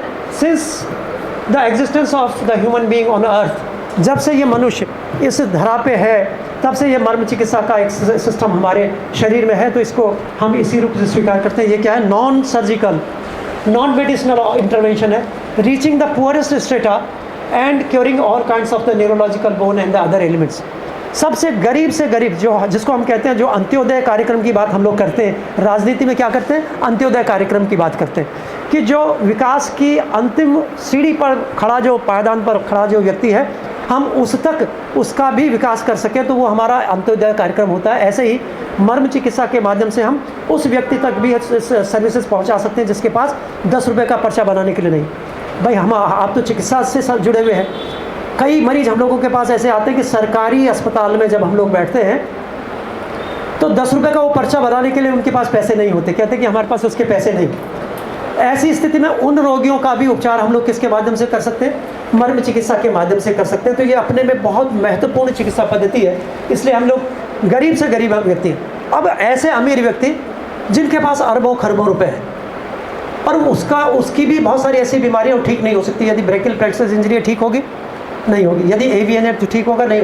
उनके लिए भी चिकित्सा पद्धति कि हम उनका भी उपचार कर सकते हैं। तो इसलिए हम कहते हैं ये non surgical non medicinal option है। और गरीब से गरीब व्यक्ति का चिकित्सा यदि आपको करनी है तो आप इसके माध्यम से कर सकते हैं। तो इसमें आप यदि किसी को अपनी जेब से कुछ पैसा दवाई देंगे तो मन में लगेगा कि यार आज यदि इसका मैं पैसा लेता तो 500 रुपये मुझे मिल जाते या 1000 रुपये मिल जाते, अब मुझे इसको फ्री देनी पड़ी है, मन में कहीं लगेगा। लेकिन यदि आप मर्म चिकित्सा से करते हैं तो आपको लगेगा कि ऐसे 4 मरीज और आए मेरे पास जिनकी मैं सेवा कर सकूं, जिनको मैं लाभान्वित कर सकूं। ठीक है, तो ये एक ऐसी चिकित्सा पद्धति। नेक्स्ट, तो marma science and marma therapy also guarantees the elderly and disabled to improve the quality of life and as well as the rehabilitation. ये काम हम लोग जापान में कर रहे हैं। जापान के कई सेंटर्स पे हम लोगों ने, हमारे कई लोग, 4 लोगों को हम लोगों ने सेल्फ मर्मा थेरेपी के लिए एक्नॉलेज किया कि आप वहाँ कर सकते हैं। वो वहाँ उसके कैंप्स करते हैं। एलोपैथिक डॉक्टर्स हैं, उनको हम लोगों ने अप्रूवल दिया है। वो पैरामेडिक्स हैं, वहाँ के योग के विद्यार्थी हैं और एलोपैथिक डॉक्टर्स हैं, उनके अपने NPOs हैं, हॉस्पिटल्स हैं। वो वहाँ नियमित रूप से मर्म चिकित्सा का एक तरह के सेल्फ मर्मा थेरेपी का कोर्स रन करते हैं और लोगों को उसे लाभान्वित करते हैं। वहाँ सबसे ज़्यादा बुज़ुर्ग लोग हैं। ठीक है, जापान में 100 वर्ष से अधिक के पता नहीं कितने लोग हैं और सबकी चिकित्सा संभव नहीं है उससे कोई ना कोई, क्योंकि परिवार की संकल्पना वहाँ उतनी अच्छी नहीं है जितनी हमारे भारतवर्ष में है। ऐसे लोग निश्चित रूप से सरकारी जो हॉस्पिटल्स हैं, ऐसे वेलनेस सेंटर्स हैं, उनमें रखते हैं और उनका सामान्य रूप से कोई उपचार नहीं होता। लेकिन मर्म चिकित्सा के माध्यम से जितने भी वृद्ध व्यक्ति हैं उनकी सारी की सारी चिकित्सकीय आवश्यकताएँ पूर्ति कर सकते हैं। यदि मेरे घर में मेरे माता, मेरे पिता दोनों के घुटने खराब हैं, ठीक है, फ्रोजन शोल्डर है, स्पॉन्डिलोसिस है, कमर में दर्द है, मेरी तनख्वाह 50,000 रुपये है, मैं अपने माता पिता के यदि दोनों घुटने दोनों बदलवाना चाहूँगा तो कितना खर्चा है? 20 लाख का खर्चा है। 20 लाख मुझे ज़िंदगी भर नहीं मिलेगा और मुझे अपने परिवार को भी देखना।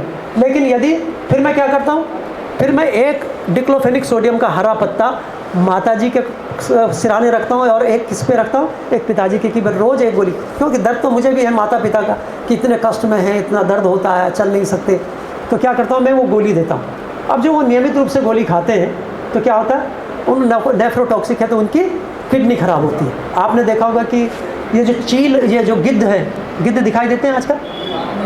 क्यों नहीं दिखाई देते? कभी सोचा? इस पर एक शोध हुआ है, ये कहा गया ये गिद्ध की इनकी किडनी खराब होकर इनकी मृत्यु हो जाती है और ये बचते नहीं। कैसे गिद्ध की किडनी खराब होती है? एक सामान्य जो पशु रखते हैं वो क्या करते हैं, जब भी बुखार होता है कान देखते हैं, दूध नहीं दे रही, कान देखा, कान गर्म हो रहा है तो क्या करते हैं, एक ऑक्सीटेट्रासाइक्लिन इंजेक्शन होता है, 30 ml की सिरिंज में 20 ml भरा, एक इंजेक्शन यहाँ ठोका और एक डिक्लोफेनिक का 10-15 ml लेगा तो ठोक दिया। तो ये सामान्य प्रैक्टिस है। क्यों? क्योंकि जो एक डॉक्टर की फ़ीस जो ह्यूमन बीइंग को देखता है, ह्यूमन डॉक्टर है जो एक, उसकी फ़ीस से वेटनरी डॉक्टर की फ़ीस ज़्यादा है। समझ रहे? दवाइयों का कीमत ज़्यादा है। तो एक सामान्य प्रैक्टिस हमारे देश में है। अब जब वो पशु जिसको 3-4 डिक्लोफेनिक सोडियम के इंजेक्शन लग चुके होते हैं, उसकी डेथ होती है, तो डिक्लोफेनिक सोडियम कहाँ पहुँचता है? उसके मांस में पहुँच जाता है ना, उसके सीरम में पहुँच जाता है, उसके ब्लड में पहुँच जाता है। और जब गिद्ध उसको खाते हैं तो क्या होता है, उनका किडनी फेलियर होकर उनकी डेथ हो जाती है। तो कितनी खतरनाक है डिक्लोफेनिक सोडियम जैसी पेन किलर। और ऐसी स्थिति में यदि आप सिर्फ मर्म करें तो माता पिता की सेवा का पुण्य भी आपको मिलेगा, पैर छूने का पुण्य मिलेगा, आपका पैसा बचेगा और आपको आशीर्वाद के रूप में मिलेगा। और ये आप समझेंगे कि कितनी बढ़िया चिकित्सा पद्धति है। तो ये अपने बुज़ुर्गों के लिए सबसे अच्छी चिकित्सा पद्धति है। और हम तो कहते हैं, जितने भी लोग, हम लोग सब लोग कहते हैं, जब भी आप पार्क में जा रहे हैं, घूम रहे हैं, बुज़ुर्ग लोग हैं, वहाँ जितने लोग ऐसे हों जिनको तकलीफ है, उनको मर्म चिकित्सा देना शुरू कीजिए और आप देखिए कि थोड़े दिनों के बाद आप कितने आत्मसंतुष्ट होते हैं। एक तरह से भगवान की इस विधा से आपको कितना आनंद आता है, ये बड़ा आनंद देने का एक विषय है। तो इसको आप कर सकते हैं। तो ये जेनेटिक केयर के लिए सबसे बड़ा टूल है। तो हम लोग कहते हैं कि जेनेटिक केयर में सामान्य रूप से सिर्फ आप उनको क्या कीजिए, एक बैलेंस डाइट या खाने पीने की उनकी व्यवस्था कीजिए। चिकित्सा के लिए कोई औषधि की आवश्यकता नहीं। चिकित्सा के लिए क्या करना, आप अपर लोअर एक्सट्रीमिटी के मर्म या हेड के मर्म उनको यदि कर दें, नियमित रूप से कर दें, कितना समय लगता है? मुश्किल से 3 से 5 मिनट। एक मरीज की सेवा करने में कितना समय लगेगा, चिकित्सा देने में 3 से 5 मिनट। तो उतनी देर में आप जेनेटिक केयर में एक बहुत बड़ा योगदान दे सकते हैं। और जेनेटिक क्लिनिक्स में किसी अन्य औषधि की सामान्य रूप से आवश्यकता नहीं होती। अश्वगंधा, सतावर, मुलेठी, आंवला, ये 4-5 चीज़ें आप रखते हैं। इसके साथ साथ कुछ और चीज़ें जो ब्राह्मी, शंकुश्री, जटामांसी, जिनका उपयोग एक तरह से हम अपनी मेमोरी बढ़ाने के लिए करते हैं, उनका यदि इतना उपयोग कर सकते हैं तो आप you are able to create a genetic clinic. तो जेनेटिक क्लिनिक यदि आप शुरू करते हैं तो आज समय की सबसे बड़ी आवश्यकता क्या है, जेनेटिक क्लिनिक की रसायन और क्या कहते हैं, ये सप्तामृत लौ, मुक्तापिष्टी, इसका एक पुड़िया और बना के दे दी, महात्रिफला घृत, और साथ में लिख दिया कि भाई इसको और खाइए और साथ में मरम दवाइए।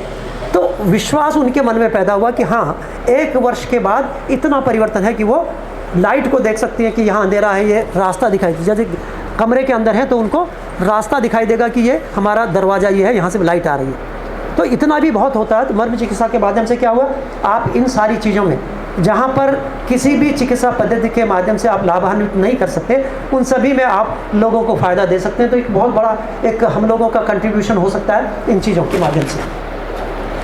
अब ये जो मर्म चिकित्सा है, इसके लिए हम लोग कहते हैं ये यूनिवर्सली सस्टेनेबल तो है, और इसका एक ही प्रोटोकॉल है। एक प्रोटोकॉल का मतलब क्या कि इसको जब हम लोगों ने चिकित्सा के रूप में प्रचारित करना शुरू किया तो कहीं कोई ना तो चिकित्सा के लिए कोई वो था कि कहाँ से चिकित्सा, उसकी चिकित्सा हमने कैसे ढूंढी। यहाँ पर एक क्रिकाटिका मर्म है, ठीक है, क्रिकाटिका मर्म है, ये सिर और गर्दन का जोड़ है। कैसे मुझे पता चली, मैं उसके विषय में बता। हमारे पिताजी स्वतंत्रता संग्राम सेनानी थे, और आपने पंडित गोविंद बल्लभ पंत जी का नाम सुना होगा, सुना है, भारत के गृह मंत्री थे, उत्तर प्रदेश के 2 बार मुख्यमंत्री रहे। पिताजी कभी उनके साथ एक सहायक के तौर पे या एक कार्यकर्ता के रूप में उन्होंने कभी कार्य किया होगा। तो जब हम लोग बचपन में थे तो उन्होंने सूचना दी कि उनका गर्दन ऐसे ऐसे हिलती रहती थी हमेशा। तो हमने पूछा क्यों हिलती रहती थी। कहने लगे कि जब लाठीचार्ज हुआ, अंग्रेज़ों की तरफ से लाठीचार्ज हुआ, तो उनकी गर्दन पर लेट गए वो, शायद नेहरू जी को बचाने के लिए किसी को, बड़े अच्छे हष्टपुष्ट थे। लाठी की चोट कहाँ लगी, गर्दन और सिर के जोड़ पर लगी। तो ये इन्फॉर्मेशन बाल्यकाल की हमारे मन में थी। जब हम लोग ग्रेजुएशन में आए तो हमारे गुरुजनों ने क्या पढ़ाया कि क्रिकाटिका मर्म यहाँ पर होता है, इस पर आघात होता है तो व्यक्ति में चलमूर्धा होती है। तो तुरंत मन में आया कि हमारे जो शास्त्रों में लिखा है वो बिल्कुल सही है, और वो क्लिक कर गया। तो हम लोगों ने देखा कि जिस व्यक्ति में जिसकी गर्दन हिलती है, बहुत सारी बीमारियों में गर्दन हिलती है, देखा आपने, बहुत सारी पार्किंसंस की बीमारी है, बहुत सारी ऐसी बीमारियाँ हैं, बुढ़ापे में भी गर्दन हिलती है। तो हम लोगों ने उन व्यक्तियों में इस पॉइंट को स्टिमुलेट करना शुरू किया। तो व्यक्ति ने कहना शुरू किया कि जब से हम लोगों ने आपने इसको दबाया तो अब ये गर्दन कुछ स्टेबल है, अब कम हिलती है, अब नहीं हिलती।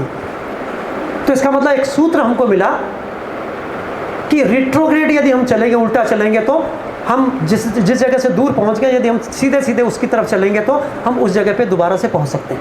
ठीक है, हम यदि जिससे दूर हो, यदि इसको ऐसे समझें, यदि कोई व्यक्ति कहे कि यदि इस बटन के खराब होने से माइक चला गया, ये खराब हो गया तो क्या हो गया, माइक चला गया, तो इसका मतलब क्या है, इसको हम ठीक करेंगे तो क्या होगा, आवाज़ आनी चाहिए। ठीक समझ रहे हैं हमारी बात। ये विचार मन में पहुंच गया।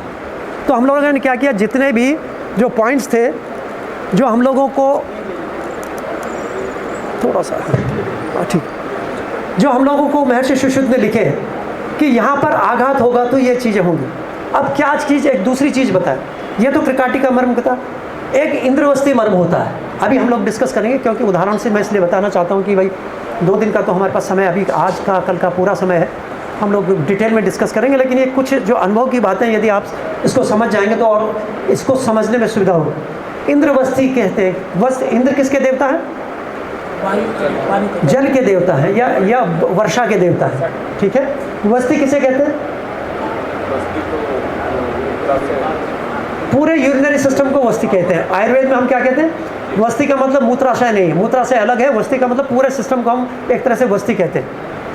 महर्षि सुश्रुत ने लिखा है कि इंद्रवस्ती मर्म पर आघात होने से व्यक्ति की रक्तक्षय से मृत्यु होती है। किससे मृत्यु होती है, रक्तक्षय। रक्तक्षय किसको कहते हैं, खून निकलना, ब्लीडिंग हो जाए तो रक्तक्षय होता है, नहीं, वो रक्तस्राव होता है। क्या होता है, रक्तस्राव। रक्त क्षय का मतलब है रक्त का बनना कम होना, रक्त नहीं बनता, उसको रक्त क्षय कहते हैं। ठीक है, समझ रहे हैं हमारी बात? चाहे वो प्लेटलेट ना बने, चाहे वो आरबीसी ना बने, चाहे डब्ल्यूबीसी ना बने, चाहे हीमोग्लोबिन ना बने, चाहे कोई जो ब्लड के जो फैक्टर हैं वो ना बने, वो सारी की सारी चीज़ें किसके अंतर्गत आती है? रक्त क्षय। अब दिमाग में ये कभी नहीं आया कि भाई रक्त क्षय का, इस इंद्रवस्ती का रक्त क्षय से क्या मतलब है, कभी समझ में ही नहीं आया। फिर विचार कौंधा कि हमारे किडनी में क्या होता है? इरिथ्रोपोइटिन होता है। मरीज हम लोगों के पास आता है, किडनी का फेल्योर का मरीज होता है, तो उसको क्या करते हैं? इरिथ्रोपोइटिन का इंजेक्शन देते हैं, हीमोग्लोबिन नहीं। हीमोग्लोबिन तो कम होता है, तो क्या करते हैं? इरिथ्रोपोइटिन। इरिथ्रोपोइटिन कहाँ बनता है? किडनी में बनता है। तो इसका मतलब क्या है? खून के बनने का संबंध कहीं ना कहीं किससे है? हमारी किडनी से या हमारे पूरे वस्ती प्रदेश से है। ठीक है, तो एक मन में विचार आया कि हमारे आचार्यों ने कितनी स्पष्ट बात लिखी है और कितनी हम लोगों के लिए एक तरह से मार्ग खोलने वाली बात है। तो इंद्रवस्ती मर्म का उपयोग हमने किस में करना शुरू किया? गुर्दे से संबंधित सामान्य बीमारियों में करना शुरू किया। अब इतनी बड़ी पथरी में नहीं करेंगे। यदि किसी के किडनी में 10 ग्राम की पथरी है, आप कहेंगे मर्म से निकाल दूंगा, निकाल सकते हैं? नहीं निकाल सकते। गुर्दे में पथरी, गॉल ब्लैडर में इतना स्टोन है, आप कहेंगे मैं पथरी निकाल दूंगा, निकाल सकते हैं? नहीं निकाल सकते। तो आपको लिमिटेशंस भी समझनी चाहिए, स्कोप भी समझना चाहिए। लेकिन किस में फ़ायदा करेगा? यहाँ 45 वर्ष से ऊपर के कितने लोग हैं? 45-50 से, जिनको थोड़ी से पेशाब में दिक्कत होती है। ठीक है, क्योंकि प्रोस्टेट की वजह से होती है, एटॉनिक ब्लैडर की वजह से होती है। और आपके सैकड़ों मरीज आपके पास आते हैं, आपके परिवार में आते हैं। एक छोटा सा मर्म भी बताता हूँ, बाद में हम लोग बताएंगे। ये जो इंद्रवस्ती मर्म होता है, इसको ये क्या कहते हैं? हम ये कूरपर संधि कहते हैं। ये क्या है? कूरपर संधि। कूरपर संधि से 4 अंगुल नीचे, इसमें 3 अंगुल बताया, लेकिन हम कहते हैं 4 अंगुल के नीचे। ठीक है, उसको क्या करना है? 15-20 बार दबाना है, छोड़ना है, दबाना है, छोड़ना है, दबाना है, छोड़ना। ये आप प्रैक्टिकल क्या कर सकते हैं? अभी आप पेशाब जाएंगे, जिनको ये तकलीफ़ है, पेशाब आप कर लेंगे। मैं भी उसी उम्र में हूँ, हम लोग पेशाब कर लेते हैं, लेकिन फिर भी क्या लगता है कि कुछ पेशाब रुक गया है, रिमेनिंग है, जिसको हम कहते हैं कि रेजिडुअल यूरिन है। ठीक है, और वो फिर लगता है कि आधा घंटे 1 घंटे का फिर जाना पड़ता है। आप वहीं पेशाब करके खड़े हो जाइए, वहीं पर पहले दाएं हाथ के इस मर्म बिंदु को 15-20 बार अच्छे से दबाइए, फिर बाएं हाथ के मर्म बिंदु को 15-20 बार दबाइए, और फिर प्रयास कीजिए तो आपको लगेगा कि 15, 20, 25, 50 ml पेशाब आपने फिर पास कर दिया उसी समय, इमीडिएट। तो आप समझ सकते हैं कि कितनी तेज काम करने वाली चिकित्सा पद्धति है। और ये कहाँ काम नहीं करती? जहाँ मीडियन लोब का इन्लार्जमेंट होगा, वहाँ ब्लैडर को तो टोन करेगी, लेकिन वहाँ जो ऑब्स्ट्रक्शन है उसको कम नहीं। वहाँ के पूरे देश भर के करीबन बहुत सारे जो एनाटमी के प्रोफेसर्स थे, उनको मर्म का इवेंट दिया था कि कैसे एनाटमी है, कैसे ये मर्म की एनाटमी आज की एनाटमी से भी जो ज़्यादा महत्वपूर्ण है। तो यदि जब हम लोग मर्म चिकित्सा करते हैं, सामान्य रूप से जब ये बैठे हैं तो क्या क्या कर रहे हैं? ये हम योग में क्या करते हैं? ये आपने देखा ये क्या कर रहे हैं? ये वज्रासन कर रहे हैं। वज्रासन करते समय हमारी एड़ियाँ स्फिंक्टर प्रदेश का स्पर्श करती हैं, लेकिन इसमें आप आधा घंटा, 1 घंटा, 2 घंटा बैठे तो कोई फ़र्क नहीं पड़ता, लोग बैठ सकते हैं जिनके घुटनों में कोई तकलीफ़ नहीं होती। लेकिन अब मैं इसका मर्म का वेरिएशन देखिए, हम लोगों ने क्या किया, योग आसनों के साथ मर्म का इन्वेंट करके मर्म योग विज्ञान का एक पूरा विज्ञान विकसित करने का प्रयास किया कि हम मर्म के एडवेंट को योग के का साथ कैसे जोड़ सकें। अब आप थोड़ा सा उठेंगे डॉक्टर साहब, थोड़ा सा उठिए। अब एड़ियों को मिला लीजिए, बिल्कुल एड़ियों को मिला लीजिए और थोड़ा सा बराबर कर लीजिए। अब इस पर बैठिए। 3 मिनट 4 मिनट से ज़्यादा ये बैठ नहीं पाएंगे। यहाँ पर जहाँ पर ये एड़ियाँ ये बटक्स को या हिप्स को स्पर्श कर रही हैं, वहाँ पर एक मर्म स्थान होता है जिसको हम कहते हैं कटिक तरुण मर्म। अब ये कटिक तरुण मर्म पर बैठने का अभ्यास करना है। लेटने का अभ्यास जब हमने हाथों को रख के किया तो ये हमारे जो ये थिनर इमिनेंस कहाँ पे गए? इस पर गए। और जब हम ऐसे मणिबंध के ऊपर मणिबंध पर हम लोग लेटे तो कहाँ पे हमारा स्पर्श गया? वो हमारा स्पर्श गया स्थपनी मर्म पर।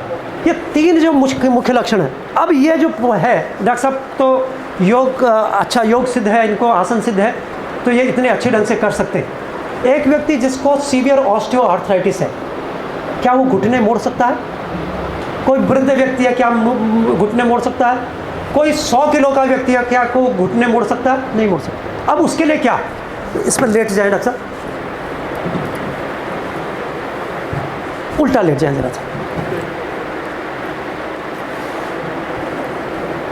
अब यदि आप किसी व्यक्ति को इसके परिणाम देना चाहते हैं तो क्या करना है, ये जो जहाँ पर ये एड़ी आती है तो वहाँ पे क्या है, कटिक तरुण मर्म है। हमने ये नाप इन्हीं की लेंगे, इनका शरीर तो पैंट इन्हीं की नाप की, समझ रहे हैं हमारी बात, कुर्ता इन्हीं के नाप का।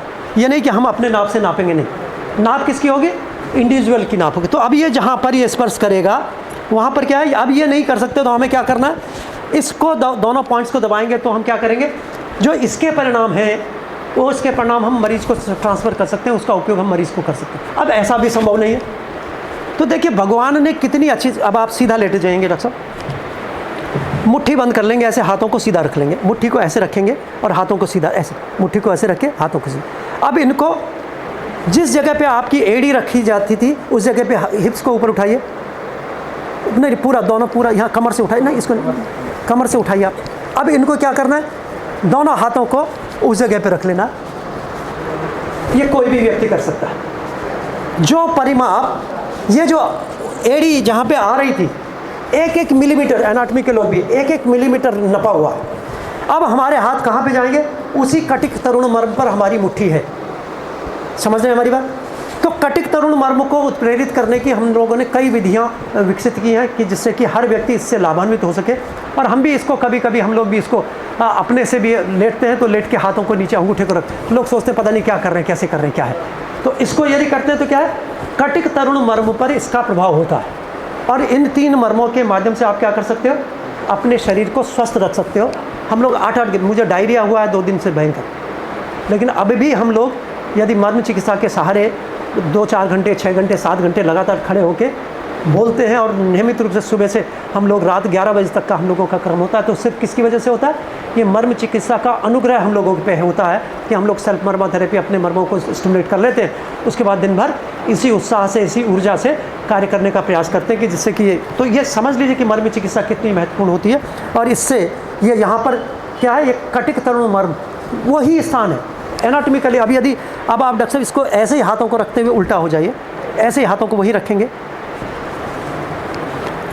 जहाँ आपके हाथ थे वहीं रखिए। अब पैरों को मोड़ लीजिए, गर्दन नीचे, पूरी नीचे।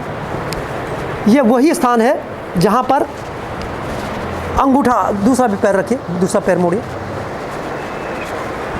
समझ रहे हैं हमारी बात। तो ये कहाँ पे आया, ये सिर्फ मुट्ठी के जगह पे, इतना मुष्टिका के प्रमाण के तौर पे ये वहीं पे। तो ये एनाटॉमी है हमारे शरीर की, जिसको हम लोग आयुर्वेद की एनाटॉमी कहते हैं। आयुर्वेद की ये एनाटॉमी है, इतनी बात। अब एक और उदाहरण आपको देना चाहूँ। लोग कहते हैं कि भाई इसकी कमर लंबी है, बहुत सुना है ना कि भाई उनकी कमर तो बड़ी पतली कमर, गाने में भी है बहुत सारी चीज़ें, पतली कमर, तिरछी नज़र, बहुत सारी है ना। आप जानते हैं कि कमर कितनी होती है? कभी आपने सोचा कि किसी की कमर कितनी होती है? कमर 4 अंगुल की होती है। कितनी होती है? नाप के देख लीजिए हर व्यक्ति। ये हमारा क्या है, 12th रिब है। कौन सी रिब है? 12th rib. ये क्या है? इलियक क्रेस्ट है। अब इसके बीच में आप हाथ को रखिए, कितनी अंगुली है? तो सबसे पहले तो अपने मन से निकाल दीजिएगा कि मेरी कमर मोटी है, पतली है, ठीक है ना। सुपीरियरिटी कॉम्प्लेक्स में ना इन्फीरियरिटी कॉम्प्लेक्स में। कितनी होती है? हर व्यक्ति नाप ले। ये हमारी आयुर्वेद की एनाटॉमी है। अब क्या करना है, यहाँ पर हमारा, बस छोड़ दीजिए उसे। अब ये हमारा ये जो मिड पॉइंट, हमारी जो वर्टिब्रा है, क्योंकि देखिए ये हम लोग लगभग 40 घंटे में पढ़ाते हैं इसे। इस सारी चीज़ को हम लोग कितनी देर में पढ़ाते हैं? 40 घंटे का रेगुलर होता है। करीबन 4 घंटे रेगुलर क्लास करते हैं, उसके बाद 4 घंटे रेगुलर हम लोग ट्रेनिंग देते हैं, वो अलग ढंग से। क्योंकि अब ये 2 दिन में हम लोग पूरा सब, मुझे 40 वर्ष लगे हैं तो 40 मिनट में हम लोग इसको कंप्लीट नहीं कर सकते। इसलिए बहुत छोटी छोटी चीज़ें मैं बीच बीच में से उठा के आपको बता रहा हूँ, जिससे कि आप इसमें इंटरेस्टेड हों, इसको पढ़ें, इसको समझने की कोशिश करें, इसके प्रैक्टिसाइज करने की कोशिश करें। अब क्या होता है कि हम लोग कहते हैं, जब पीठ के मर्मों की हम लोग चर्चा करते हैं, अभी इसको बाद में बताएंगे, अभी हाँ इसको लगाए रखिए। पीठ के मर्मों की हम लोग चर्चा करते हैं, तो यहाँ जो जितने मर्म होते हैं इसको मिड लाइन कहते हैं, है ना। मिड लाइन पे जो भी मर्म होते हैं, आपने यदि किताबों में देखें, नेट में देखें, तो मर्म उन्होंने क्या किया हुआ, ये जो स्पाइन है इससे चिपकाए हुए दिखाए हुए, ठीक है। जहाँ पे हमारी स्पाइन है, स्पाइन के दोनों तरफ उन्होंने मर्म ऐसे जैसे इसको चिपकाए, ऐसे यहाँ नहीं होता। मर्म क्या होते हैं कि यहाँ से 4 अंगुल की दूरी पर, कहाँ पे अंश मर्म से लेके सारे मर्म एक दूरी पर होते हैं, और हर मर्म के बीच में 8 अंगुल की दूरी होती है। हम यदि कटिक तरुण मर्म से कुकुंद्रक की दूरी नापें तो 8 अंगुल, कुकुंद्रक से नापें पार्श्व संधि की तो 8 अंगुल, पार्श्व संधि से अंशफलक बृहति की नापें तो 8 अंगुल, बृहति से अंशफलक की दूरी नापें तो 8 अंगुल, अंशफलक से यदि अंश की दूरी नापें तो 8 अंगुल, और ये मिड लाइन से कितना 4 अंगुल की दूरी पर। उसकी विधियाँ भी हम लोगों ने विकसित की हैं कि यदि आप अपने से करेंगे तो कैसे करेंगे। 100% सही है, कहीं कोई गलती नहीं। वर्षों तक इस पर रिपीटेडली हम लोगों ने इसको काम करके तब हम लोगों ने उसकी टेक्निक को डेवलप किया। अब क्या करते हैं, हम 4 अंगुल की दूरी पर, हमने यहाँ से मिड लाइन है, यहाँ से अपनी 4 अंगुल की दूरी पर हम हाथ रखते हैं, और हाथ रख के ये ऐसे रखते हैं, तो जो बीच का जो हमारी उंगली जाती है ऐसे रखते हैं, it touches the McBurney's point. क्या होता है, यदि नाभि से हम लोग एक लाइन खींचते हैं एंटीरियर सुपीरियर इलियक स्पाइन से, तो लेटरल 1/3 और मीडियल 2/3 का जो जंक्शन होता है वहीं पे ये उंगली आती है, उंगली आती है 100%। ग्रेज ने भी नहीं लिखा होगा ये एनाटमी, जो हम लोग एनाटमी करते हैं, ये इतनी सटीक एनाटमी जो है ऊपर वाले ने बनाई। हर व्यक्ति का वही होगा परिमाप, ये नहीं कि आपका मेरे में नहीं, आप भी यहाँ अपना रखेंगे तो आपकी भी वहीं आई। सिर्फ कहाँ फेलियर है, एक ये हमने बताया था 1 1 2 3, ये फेलियर कहाँ है। लोग कहते हैं कि हमारी नाभि में नहीं आती क्योंकि उनका पेट इतना बड़ा है, ठीक है, तो उनके लिए नहीं है। अति दीर्घ, अति ह्रस्व, अति जो हमारे अष्टनिंदनीय पुरुष हैं उनमें अति स्थूल, अति कृषि, इनके लोगों के लिए मर्म के बिंदुओं का नहीं है ये परिमाप, ये सामान्य व्यक्ति के लिए। तो इसलिए ये जो भी ये परिमाप हम लोग देखेंगे तो हर व्यक्ति का वही परिमाप आएगा जो हम आपको बता रहे हैं। अब इसको पीछे के मर्मों को करने की विधि आपको बता देते हैं। कमर में दर्द है, पीठ में तकलीफ है, ठीक है, तो एक विधि तो सामान्य से भी ये उपचारित अपने लिए करने के लिए बात कर रहे हैं। तो इसमें क्या करना है, हाथों को ऐसे बांधना है, ठीक है, ये क्या है, मणिबंध है। तो मणिबंध को आपने क्या किया, ऐसे बांध दिया। अब आपका क्या, एक मणिबंध तो आपका बंध गया, दूसरा मणिबंध आपका खुला है, ठीक है, ये क्या हुआ, एक मणिबंध। तो अब आप मुझे देखें, ये मैंने क्या किया, एक मणिबंध को बांध के हाथों को सीधे स्ट्रेट रखा मिड लाइन में। ये एनल जो ये क्लेफ्ट है हमारी, इस क्लेफ्ट पर हमारा ये हाथ होना चाहिए, देख रहे हैं, ये ऐसे पूरा बिल्कुल स्ट्रेट, ये बीच की चीज़। अब हमने क्या करना है, इसको प्रोनाउंस करना है। इस वाली देख रहे हैं मेरी, ये जो खुली हुई वो है, जो मेरी रिस्ट खुली हुई है, अब हमने क्या करना है, नीचे से ऊपर जितना हम ला सकते हैं, कहाँ तक ला सकते हैं, हमारा सामान्य रूप से बृहति तक हमारा हाथ आ जाना चाहिए। तो बृहति से हम नीचे रगड़ते हुए इसको ले जाएंगे, 10-20 बार इसको हम ऊपर से नीचे रगड़ेंगे, तो बृहति, पार्श्व संधि, कुकुंद्रा के सारे मर्म स्टिमुलेट होते हैं, ठीक है। अब क्या करना, दूसरी बार क्या करना, दूसरे हाथ को ऐसे पकड़ना। अब कौन से फ्री हो गई, अब ये वाली रिस्ट फ्री हो गई, ठीक है। अब हमने क्या करना, मिड लाइन से लाए, अब हमने इसको ऊपर से नीचे रगड़ेंगे, इस ढंग से करेंगे। तो जब बृहति से लेकर सारे मर्मों नपा हुआ है बिल्कुल 4 अंगुल, कोई अंतर नहीं है। तो आप कल्पना कीजिए कि इतनी अच्छी शरीर रचना ऊपर वाले ने दिया, और उसको हम अपने सोशल मीडिया पे मर्म के विषय में डालिए। निश्चित रूप से आपके भी 5000 होंगे, आपके 5000 होंगे, ऐसे लाखों लोगों तक मर्म का नाम जाएगा और लोग इस चिकित्सा की तरफ एक तरह से आएंगे। बहुत बहुत धन्यवाद। एज 68 ईयर है, ठीक है, चांदमारी की हैं। पार्किंसन का प्रॉब्लम 6 महीने से इनको, थायराइड 10 ईयर से ले रही हैं, बीपी की दवा भी 10 ईयर से ले रही हैं, डायबिटीज़ की दवा 7 ईयर से ले रही हैं, और सिंडोपा प्लस भी नस की भी दवाई ले रही हैं। पार्किंसन की दवा भी हर 4-4 घंटे पे लेती हैं, ठीक है। मोशन इनका क्लियर होता है, भूख भी इनको लगती है, स्वेलिंग दोनों पैरों में है, और स्लाइटली स्वेलिंग बोथ हैंड में भी है। 4 ईयर चांदमारी की रहने वाली हैं, हाइपोथायराइडिज्म है इनको 15 साल से, ठीक है। बीपी की दवा ये 25 साल से खा रही हैं, डायबिटीज़ इनको 8 साल से है, अस्थमा भी है इनको, सीढ़ी चढ़ने में परेशानी होती है, ऑल जॉइंट्स पेन है, मोशन इनका क्लियर नहीं होता है, बोथ लेग एडिमा है और फेशियल एडिमा है। अभी वेरिकोज वेन है इनको, नहीं वेरिकोज वेन इनको है फॉर ऑलमोस्ट 20 ईयर्स, 20 साल से है, ठीक, 16 ईयर्स।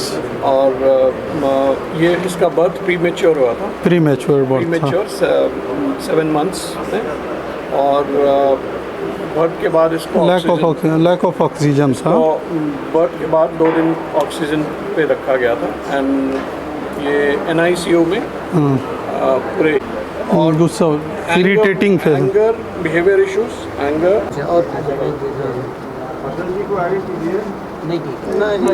चलती है, ठीक से चलती है। नहीं, इनको बैलेंस नहीं है, इसलिए बहुत फ्रीक्वेंटली गिरती हैं। अच्छा, चला के देख सकते हैं। हाँ, अभी बिल्कुल देख सकते हैं। अभी बिकॉज ऑफ वाइब्रेशन और विकास जी थोड़ा सा दूर रहेंगे तो सबको दिखेगा और सब लोग सुन पाएंगे। थोड़ा थोड़ा इधर आ जाइए डॉक्टर साहब, थोड़ा इधर आ जाइए। थोड़ा सा घेरा बड़ा बता दीजिए। इनका गिरने की वजह से ये शोल्डर डिसलोकेट हो गया था। अच्छा, उठता है, हाथ उठता है? उठता है लेकिन स्ट्रेंथ कम। उठता है। उठा के दिखाइए उठा के दिखाइए कितना उठता ना, अपने से उठाइए। ना अलग अलग एक एक उठा के ये हाथ उठाइए पहले। इससे ज़्यादा नहीं जाता। नहीं जाता।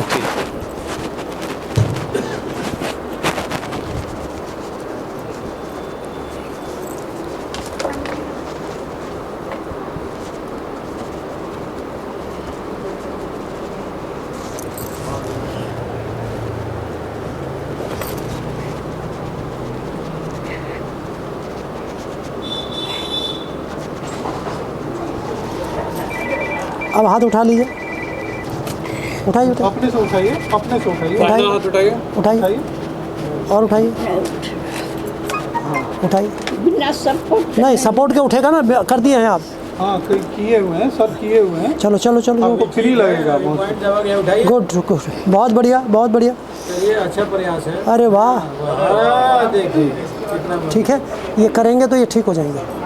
मतलब ये हो जाएगा कि सिंडोपा से ये मेंटेन हो जाए। ठीक है, इसको रोज़ करना पड़ेगा। अब आपको बता देते हैं। इंद्रवस्ती नहीं, ये ताल हृदय। इसका सिस्टम देख लीजिए, कैमरा लगा के दिखा दें। देखिए यहाँ से यहाँ तक की दूरी 12 अंगुल होती है। हमको बता।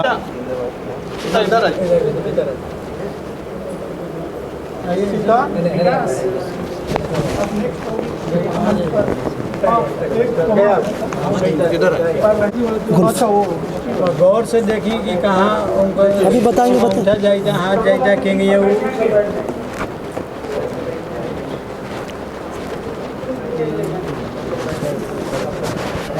ये इंद्रवस्ती। वो पॉइंट सब मार करेंगे। अब बताएंगे आपको बढ़िया से। थोड़ा सा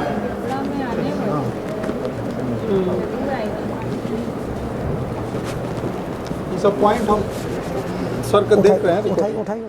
उठाइए। हाँ, उठ गया, बढ़िया। Good good good. Very good. देख रहे हैं, इतना बढ़िया काम करेगा। सिर्फ बहुत मिनिमल पॉइंट्स आपको बता रहे हैं। नहीं, अब उठाने लगेंगे।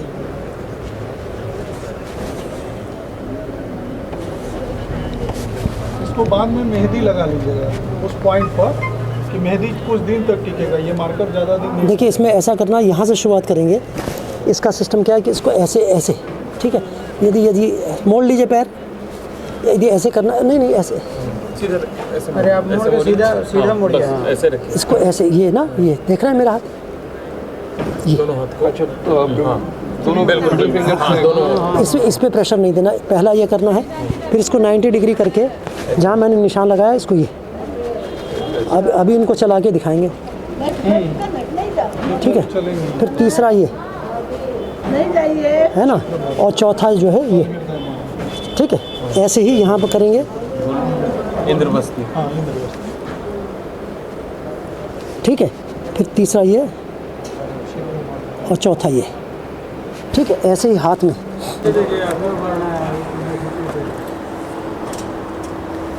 और ऊपर करना पड़ता है, इसको ऊपर करना है। और ऊपर आड़ी और उर्मी मर्द पकड़ेंगे सर। इनके हाथ से जी, और फिर हाँ इधर आइए। कौन कर, दोनों नसों के पीछे का पार्ट। हाँ ठीक इसको हल्के हाथ से 15-20 बार, 25 बार।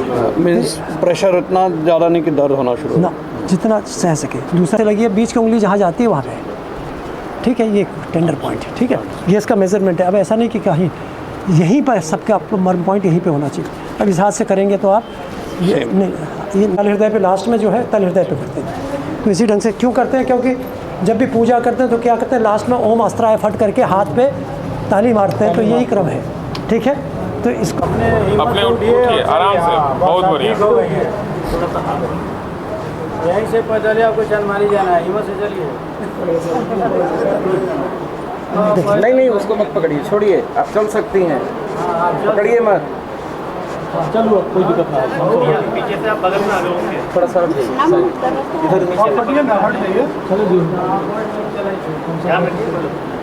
बस ध्यान रखिएगा। सर उसको कितनी बार करना है? दिन में 3 बार, सुबह दोपहर। एक बार में 15 से 18 स्टिमुलस, हर बिंदु को 15 से 18 बार। कितना? 0.8 सेकंड का। अच्छा, 0.8 सेकंड का मतलब ओम नमः शिवाय हम लोग यदि 72 बार कहते हैं तो 60 सेकंड होते हैं। ठीक है। तो जितनी देर में हम ओम नमः शिवाय कह रहे हैं उतनी देर दबाना, फिर छोड़ना है, फिर दबाना है, फिर छोड़ना है। ऐसा 15 से 18 बार, दिन भर में 3 बार सुबह। और सामान्य रूप से यदि 5 से 7, दिन में 12 से 2 और फिर 5 से 7 करें तो बेहतर है। एक बार रात को और कर सकते हैं सोते समय, है ना। तो ये non case of cerebral palsy है। इसकी जो प्रॉब्लम्स है, डिले स्पीच है सर, डरती ज़्यादा है, कमर से नीचे मसल रिफ्लेक्स थोड़ा कमज़ोर है, मतलब स्टिफनेस ज़्यादा है ऑर्गन्स में। लर्निंग बिहेवियर इसका गुड है, बट डिस्ग्राफिया लिखने की शक्ति जो है वो थोड़ी सी डिस्टर्ब है मसल के चलते। गुस्सा ज़्यादा करती है और बाकी नॉर्मल चल सकती है। चला के दिखाइए। चलो बेटे आगे चलो, बेटे चलो, थोड़ा सा आगे चलो। कोशिश करो बेटा चलने की, एक स्टेप उठाओ, पैर उठाने की कोशिश करो। चलो चलिए। जब 100 बच्चे पैदा होते हैं, सेरेब्रल पाल्सी एक ऐसी बीमारी है, जब 100 बच्चे पैदा होते हैं तो लगभग 3 से 5% बच्चे जिनके जन्म के समय, जन्म के बाद किसी कारण से, बहुत सारे कारण हैं, मस्तिष्क में खून का प्रवाह या ऑक्सीजन प्रचुर मात्रा में नहीं पहुंच पाती, तो मस्तिष्क का कहीं ना कहीं उसमें डिजेनरेटिव चेंजेस होते हैं और उसके सार्वदेहिक प्रभाव भी होते हैं। इसमें टिप्टो वॉक होती है। टिप्टो वॉक का मतलब आप समझ सकते हैं कि पैरों के पंजों के बल बच्चा खड़ा होता है और एड़ी टेक नहीं सकता। दूसरी चीज़ स्टिफनेस होती है और मुंह से ड्रूलिंग होती है। बहुत सारे एक फिजिकल और जो इमोशनल इश्यूज़ होते हैं। साथ साथ बच्चे के जो क्रॉस लेग, जिसको हम कहते हैं कि क्रॉस लेग, पैरों को एक दूसरे पे, जब भी बच्चा खड़ा होता है तो क्रॉस लेग करके खड़ा होता है। और ऐसे बच्चों के लिए हमें कम से कम 20-25 वर्ष ये इंडिपेंडेंस, जो डिपेंडेंस है अदर्स पे होती है, मतलब 20-25 वर्ष तक माता पिता उनकी सेवा कर सकते हैं, उसके बाद माता पिता भी सेवा नहीं कर सकते। तो हम लोग कहते हैं कि 2 minutes of marma therapy is equivalent to 25 years of dependence on others. यदि 2 मिनट की मर्म चिकित्सा प्रतिदिन की जाए तो हम लोग 25 वर्ष तक का जो ये बच्चों का डिपेंडेंस है उसको ख़त्म कर सकते हैं। ये बच्चे सामान्य जीवन जी सकते हैं। करोड़ों बच्चे हमारे पूरे देश भर में ऐसे हैं और मर्म चिकित्सा के अलावा कोई दूसरा उपचार इस रोग के लिए नहीं है। तो आप देखिए कितनी अच्छी चिकित्सा है। अभी हम लोग बच्चे को करेंगे, इनको सिखा देंगे, कंटिन्यू इसको करना।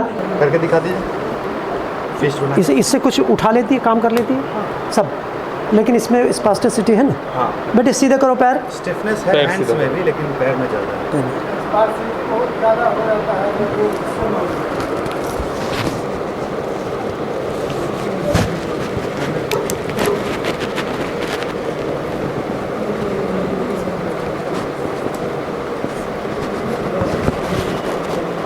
रोना नहीं है, हंसना है अभी। उसके बाद हाँ हंसना है बेटे। हाँ, डरने की बात नहीं, सांस लो, आराम से ब्रीथ करते रहो। अभी ठीक होती है बेटे। तुम्हें अभी चलाएंगे हम लोग लंबे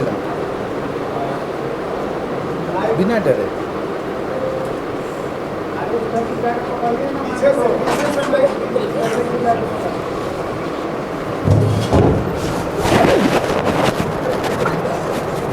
बिल्कुल नहीं डरो। चलिए अब इसको उठा के चलाइए।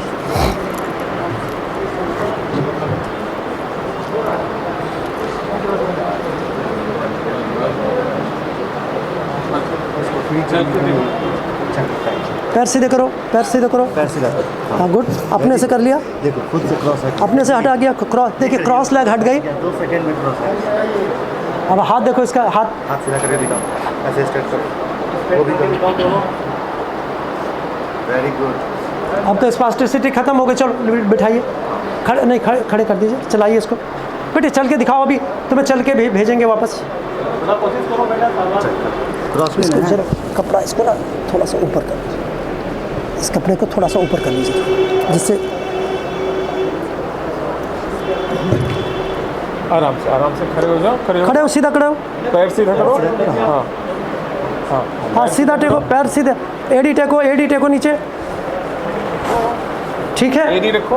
अब ये बच्चा टिप टो वॉक था, अब देख सकते हैं एडी को, ये भी सीधा करो बेटे, इसका नहीं तो इसको इसको इसको वो करना पड़ेगा।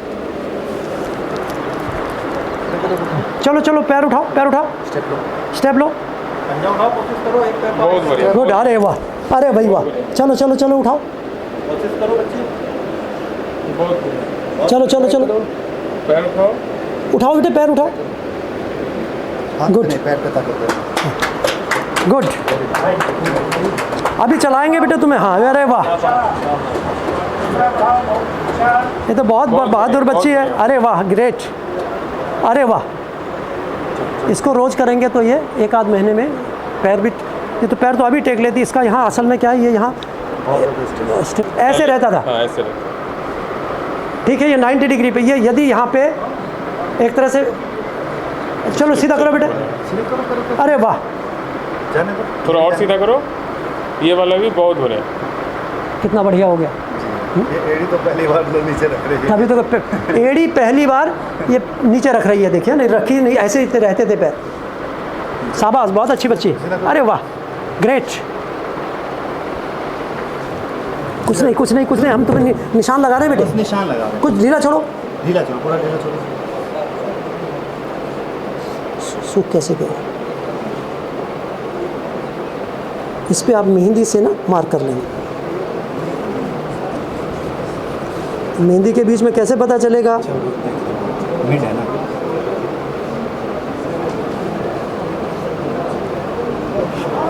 उठाओ, सीधा करो, सीधा करो, अरे वाह, अपने आप अपने आप अपने आप, देखिए अपने आप कर रही है पैर। अब ये महीने भर में आपको ऐसा लगेगा कि जैसे काफ़ी कुछ ठीक हो गई। ठीक है बेटे, पापा 2-3 बार करेंगे पॉइंट्स, रोगी तो नहीं? होगी। आप बढ़िया से सीख लीजिए।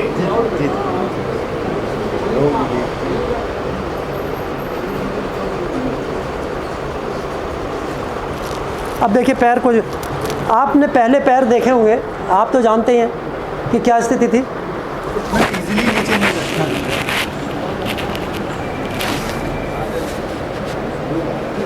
अब ये डरेगी भी नहीं अब थोड़े दिनों बाद। कुछ नहीं बेटे,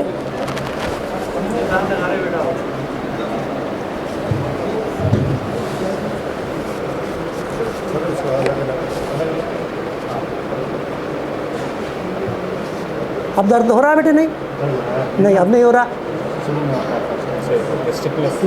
वेरी गुड, अभी ठीक होती है, अभी सीधी करती है पैरी।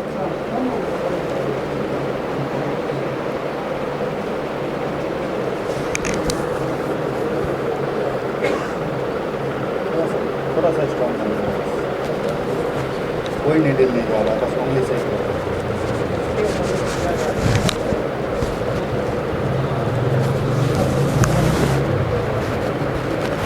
स्ट्रॉन्ग है बचपन से ही। बहुत स्ट्रॉन्ग है बच्ची, अब जल्दी ठीक होना है ना बेटे। पैर दिखाइए, पैर दिखाइए, पैर थोड़ा ऊपर करो, सीधा करो बेटे।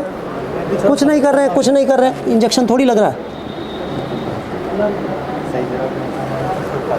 इसको बंद कर दो, एक और है, ये बंद कर देना ना, इस खराब में खुला रहेगा तो। जी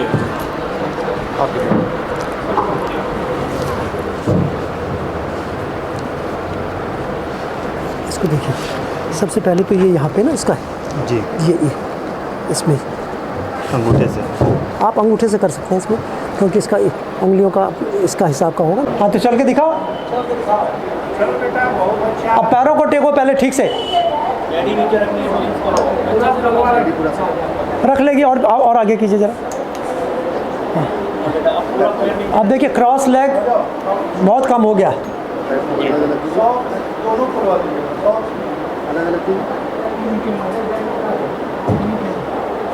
इनको भेज दीजिए आज। मालिश की भी आवश्यकता होगी। वो पंचकर्म होता है, लेकिन अभी इसको 1 महीने तो कम से कम है, कुछ नहीं करना है इसके साथ। गुड़ गोबर न्याय नहीं करना है, सब कर चुके। ये देखिए अब तक जो भी करना था ये कर चुके, अब जिससे फ़ायदा है उसको करना है। चलो बेटे आगे चलो। आप इनको ले चलिए, इनको ले लिए बूढ़े। ये एक पीछे की हिस्ट्री हुई है। अच्छा आ गई आ गई। लेके चलेंगे, एक दो स्टेप लेके दिखा दो, फिर दिखा दो सब लोगों को कि तुम चल सकते हो। अरे वाह, बहुत बढ़िया। एडी रोको। खड़ी कर दो इसको सीधा खड़ा कर दो बेटे। पैर टेको, एडी नीचे रखो तो।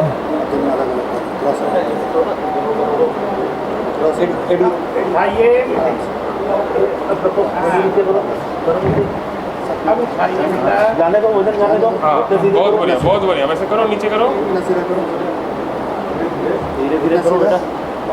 अपने आप आ जाएगी। असल में इसको स्प्लिंट जब तक नहीं बांधेंगे तो ये इसको खींच रहा है, टेंडो एक्यूलस को खींच रहा है। TCTL होता है इसमें। वैसे यदि आप करेंगे तो ठीक हो, नहीं तो टेंडो कैल्केनियल टेंडन लेंथनिंग एक ऑपरेशन होता है इस टेंडन का, इसको लंबा किया जाता है, लेकिन उसको करने की ज़रूरत नहीं। आप मर्म करेंगे तो इसी से ठीक हो जाएगा। चलो बाबू,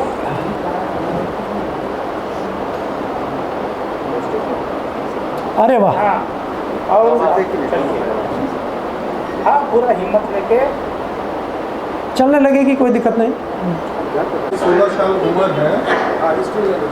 ये प्री मैच्योर बर्थ हुआ था इसका, लैक ऑफ ऑक्सीजन था, क्राइम कोई नहीं थी बच्ची, और एंगर बिहेवियर है इसका,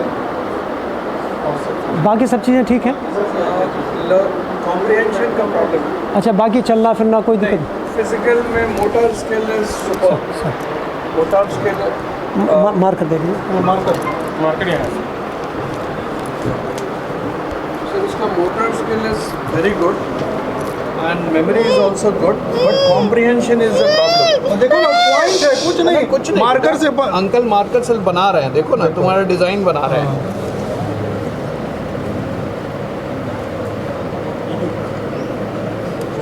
ये सर अपांग ये थोड़ा सा और हाथ दिखाओ बेटा। हैंड दिखा दो। हाँ दिखा दो। इधर से आप जाइए। देखो ना मार्कर लगाया जा रहा है, उसमें करना क्या है? तो सर इसको एंगर बिहेवियर है, अब आप इसको करिए। कॉम्प्रिहेंशन स्लो, और इसको असेसमेंट में 60% चाइल्ड ऑटिस्टिक। ये मार्कर कैसा है? ये खुला तो नहीं छोड़ रहे? नहीं सर, बंद किया हुआ है सर। पैर इसको बंद कर दो। बंद कर दो।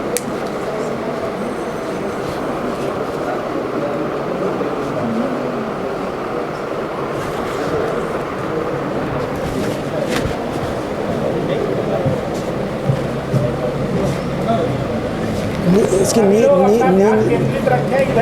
ठीक आती है? नहीं, इसको नींद में प्रॉब्लम है। करने के बाद थोड़ा सा बता भी देंगे किस किस मर्म पे इस रोग में करते हैं तो ठीक है। देखिए इसको ऐसा करना, 15 से 18 जैसे बताया ना जी, फिर 15 से 18 इसको, फिर 15 से 18 इसको, 15 से 18 इसको, अपने से कर लेना, फिर 15 से 18 इसको, ठीक है ना, फिर इसको रेस्ट करके ये है ना 15 से 18 इसको, फिर 15 से 18 बार इसको, फिर लास्ट में इसको, ठीक है। ऐसे ही ऊपर से नीचे। और इसमें यहाँ देखिए इसको, एक तो ये जो जैसे मैंने बताया था इसको करिए, ये दोनों पॉइंट्स करिए। अच्छा, दोनों फिंगर से एक थोड़ा सा ऊपर रहेगी हल्के से गड्ढे पे, और इसको ये हल्के हाथ से, ठीक है। ये दोनों हाथों में करना, बाकी तो और कुछ है नहीं। देखिए साइकोलॉजिकल डिसऑर्डर्स के लिए जब भी हम लोग बात करते हैं तो सिर के मर्मों की बात करते हैं। तो यूजुअली ये जो हम अधिपति मर्म की बात कर रहे हैं और सिर पे जो सीमंत मर्म है उनकी बात करते हैं। सीमंत मर्म अपने में सबसे महत्वपूर्ण है। तो इसमें सीमंत मर्म ये सामान्य रूप से दूसरे के लिए कर नहीं सकते। सिंपल इसमें क्या करना है, या तो देसी गाय का घी इसके सिर की मालिश होनी चाहिए। सिरोधारा आप कर सकते हैं या सिरोअभ्यंग कर सकते हैं। तो सिरोअभ्यंग और पादाभ्यंग दोनों चीज़ों को, पैरों की मालिश, हाथ पैरों की मालिश और सिर की मालिश। तो जितने भी सीमंत मर्म हैं, महर्षि सुश्रुत ने लिखा कि यदि सीमंत मर्म पर आघात होगा तो कुछ कॉम्प्लिकेशंस होंगे। कॉम्प्लिकेशंस में उन्होंने लिखा है कि यदि चोट लगती है सिर पे के इन मर्मों पे चोट लगती है तो सबसे पहले होता है कि उन्माद का मतलब क्या होता है, जितनी भी मेंटल फैकल्टीज़ हैं उनकी कार्य क्षमता में कहीं ना कहीं कोई कमी, सिर्फ पागलपन से नहीं उन्माद को हम लोग लेते कि if there is any deficiency in the जो ब्रेन फंक्शंस हैं उनको हम लोग लेते हैं। उसके बाद क्या होता है, दूसरा होता है कि भय का मतलब एप्रीहेंशन है, डर, बहुत डर रहता है, हर चीज़ का डर रहता है, किसी भी चीज़ से डरते हैं बच्चे। और अब ये बड़े लोगों में भी हो सकता है। तीसरा चित्तनाश का मतलब कंसंट्रेट नहीं कर सकता, चित्त नहीं लगता। मन और चित्त में अंतर है, ठीक है। चित्त क्या है, वो चार जो हमारे अंतःकरण है उसमें से चित्त है। मन का न लगना एक अलग चीज़ है और चित्त का न लगना एक अलग चीज़ है। तो चित्त की जो एक तरह से वो है चित्तनाश जो है, कहीं भी किसी ढंग से वो कंसंट्रेट नहीं कर सकती, एक चीज़ को नहीं कर सकते। तो ये सारे के सारे लक्षण किस हैं। और अंत में चौथा लिखा कि डेथ, जिसमें बहुत ज़्यादा सिर पे चोट लगी होगी तो होती है। तो जितने साइकोलॉजिकल डिसऑर्डर्स हैं वो किससे ठीक हो सकते हैं, सीमंत मर्म से। तो सीमंत मर्म के लिए हम लोग क्या करते हैं, मर्मों का या तो स्टिमुलेशन करते हैं, इसमें संभव नहीं है, बाल ज़्यादा है तो सिर की मालिश खूब अच्छे ढंग से, सिर की मालिश, पादाभ्यंग, हस्त जो तल का अभ्यंग करना है, सिर की मालिश करनी है और इन मर्मों को करना है, ठीक है। ये तल हृदय मर्म, आणी उर्वी, ये सारे ऊपर के मर्म किए। और साथ में जो हमारा मणिबंध मर्म है वो इससे संबंधित है। तो मणिबंध का मतलब है मस्तिष्क को बांधने का जो मर्म है उसको मणिबंध कहते हैं। मणि से दो शब्द होते हैं, एक तो प्रिप्यूज को हम लोग कहते हैं, मणि जो ग्लांस का हिस्सा होता है उसको मणि कहा जाता है आयुर्वेद में। दूसरा, मणि कहाँ पे होती है, किसी भी अश्वत्थामा जी की या सांप की मणि कहाँ होती है, मस्तिष्क में होती है, सिर में होती है। तो इसलिए मस्तिष्क की जो इरिटेबल एक्टिविटी है, हाइपर एक्टिविटी है, उनको स्टिमुलेट करने के, उनको सप्रेस करने के लिए हमारा ये मणिबंध मर्म होता है। तो सिर के मर्मों के साथ साथ हमने क्या किया, मणिबंध और तल हृदय ये साथ में और इसलिए कर दिया कि इसका भी स्टिमुलेशन रहेगा तो ठीक रहेगा। तो ये प्रोसेस ठीक है, कॉम्प्रिहेंशन का इसको वो सब ठीक हो जाएगा। आप इसको कीजिए तो सही। और इसको दिन में 3 बार वही क्रम से। सेम सर सर्वदेही कंपन है सर, कॉन्स्टिपेशन होता है, यूरिन इनकंटिनेंस भी है, कमर से नीचे झुक नहीं पाते हैं, कोई हिस्ट्री हाइपरटेंशन डायबिटीज की नहीं है। इनका मेन कंप्लेंट है जमीन पर पैर रखते हैं तो 10 मिनट के बाद अगर उठ नहीं पाते हैं, अगर उठते हैं तो कंट्रोल नहीं होता, पूरा स्पीड अप हो जाते हैं। नॉन केस ऑफ पार्किंसन भी है।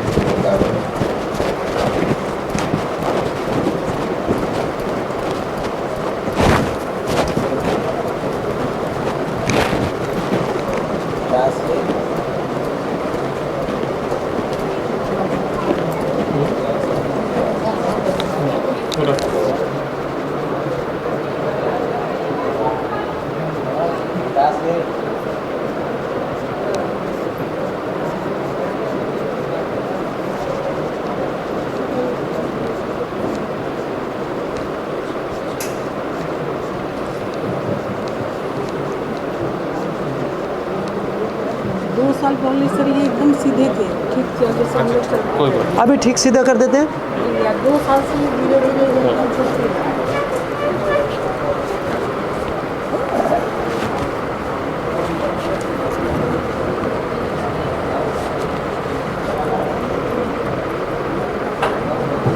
स्मोकिंग तो नहीं करते? स्मोकिंग सिगरेट में भी करते हैं। चाय के अलावा कुछ नहीं।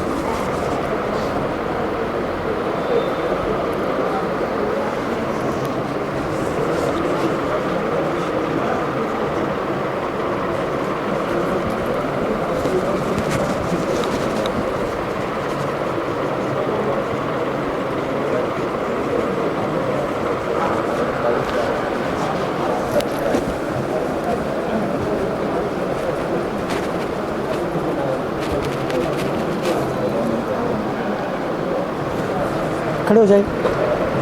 खड़े हो जाइए। क्या बात, अभी अपने से लेट नहीं पा रहे थे।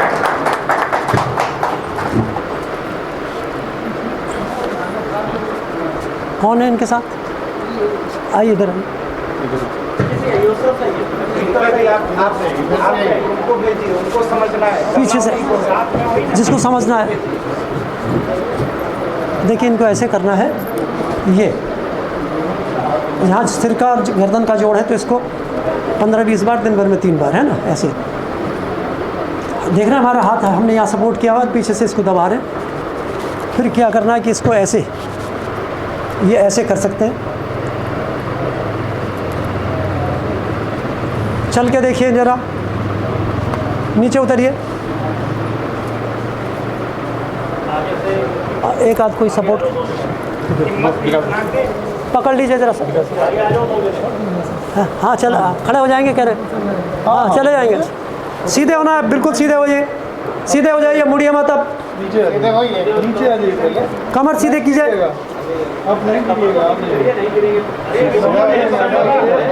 अरे आप निश्चिंत रहिए, कमर सीधी कीजिए, कमर सीधी कीजिए। ये तो आप सीधा चलिए ना, कमर अभी तो सीधी की है आपकी। लेटे थे ना, ठीक से लेट गए थे। सीधी करिए कमर। Very good. हाँ कमर सीधी कीजिए। और चलिए चलिए, एक स्टेप बढ़ाइए। इनकी स्टिक दे दीजिए, इनको स्टिक दे दीजिए। नहीं डरिएगा। चलिए अब सीधा हो जाइए, बिल्कुल आप सीधा हो जाइए, सीधा ऊपर चढ़ जाइए, इस पे ऊपर चढ़िए।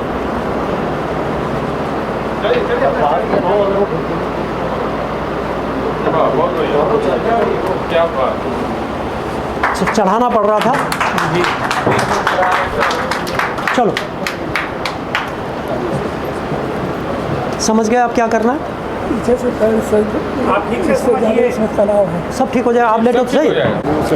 ये ले ले, इसे वो सुन गया, वो तो बुलाना।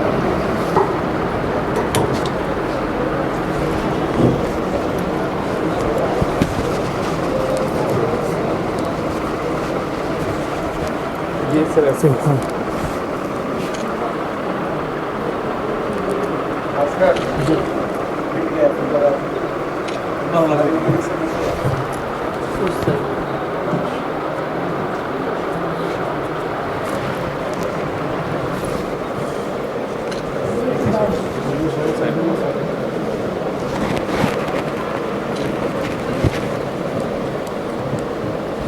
चलने में ये पूरा नहीं चलता। ये सब खुल जाएगा, अभी खोल देते हैं।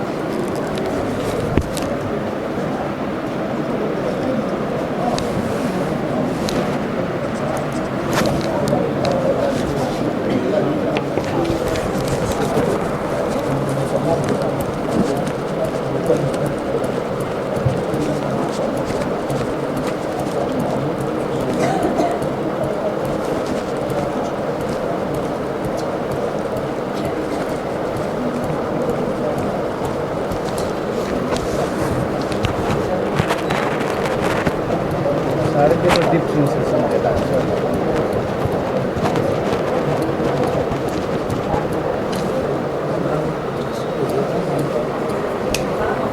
नीचे उतरिए, उधर से कोई पकड़ लो बेटे। खड़े रहो, खड़े रहो।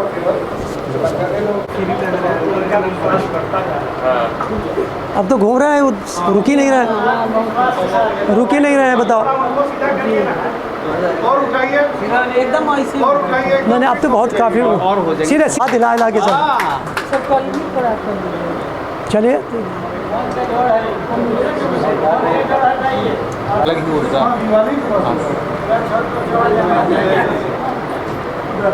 सर मेरे दरवाजे का मतलब ये है, घूमने से एकदम बंद हो जाता है।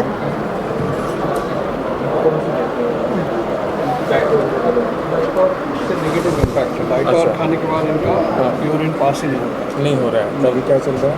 नहीं, कोई डायरेटिक नहीं चल रहा है। डायरेटिक अभी नहीं चल रहा और ज़्यादा वही पूछ रहे थे। डाइटोर अभी बंद किया क्योंकि वो यूरिन पास होना बंद हो जाता है। CCF देख सकते हैं।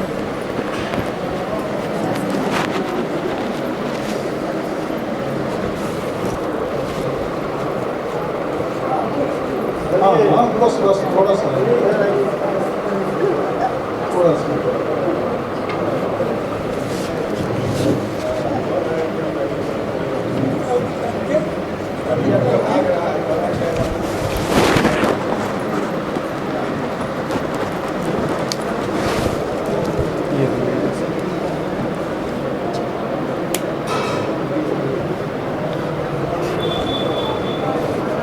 इसको देखिए, ऐसे दबाना छोड़ना, दबाना छोड़ना।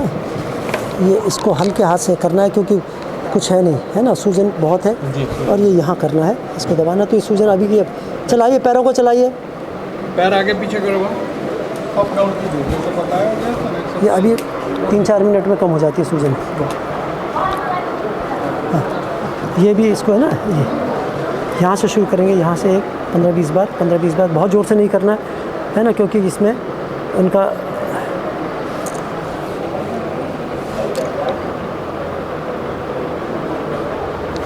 फिर लास्ट में इसको करके और फिर इसको करना है लास्ट। हाँ, ऐसे ही पैर में यहाँ 1 2 3, इनका ये वाला नहीं करना क्योंकि ये मिलेगा नहीं, ठीक है? ये नहीं करना है। ना, वो मिलेगा नहीं ना, सूजन है तो उसमें और नुकसान होगा। अच्छा, स्वेलिंग के बाद बैठ जाइए, बैठ जाइए, आराम से बैठिए।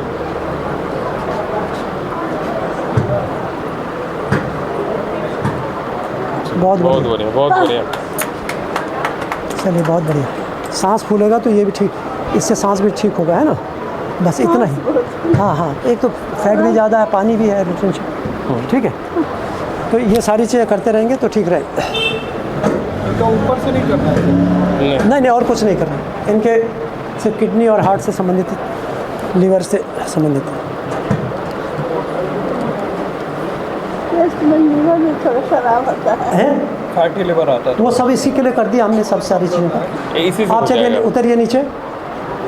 पॉइंट बताया। हाँ, बता दिए।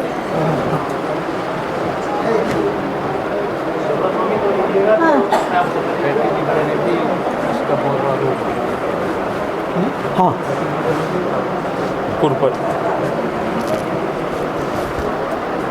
उनका ब्रेथलेसनेस शुरू हो जाता है। नहीं ये कब से है?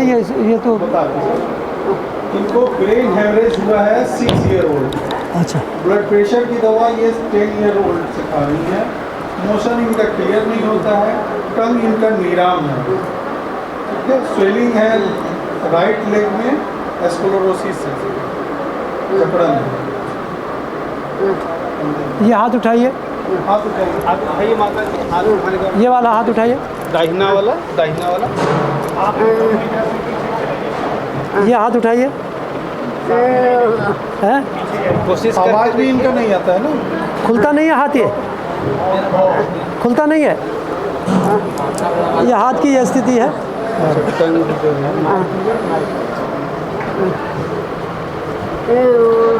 अच्छा, वो खुलता है, ये नहीं खुलता। चलिए उठाइए, होगा ना? देखिए खुल गया हाथ आपका, तो बिल्कुल बंद था, हाथ खुल गया। थोड़ा सा अब उठाइए, थोड़ा सा उठाइए, कोशिश कीजिए। अभी आपने उठाया था।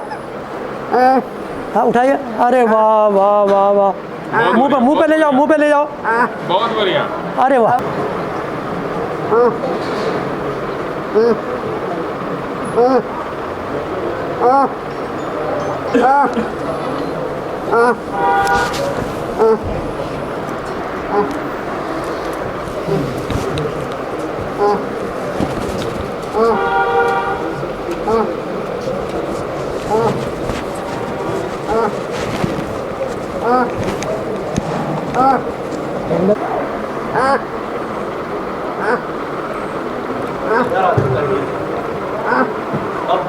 सामने नहीं, सामने। बस हाँ। ठीक, बहुत बढ़िया। बैठ जाइए आप ठीक से, बैठिए। अब ये हाथ को ठीक लगाइए ना।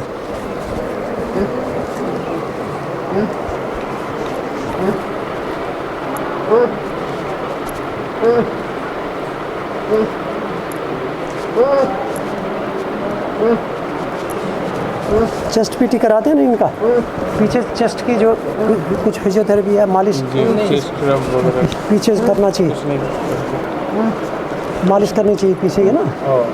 हाँ, हल्का हल्का ऐसे ऐसे और मालिश करके, क्योंकि अंगूठा ही लग रहा है। चलो खड़ी हो जाइए, खड़े।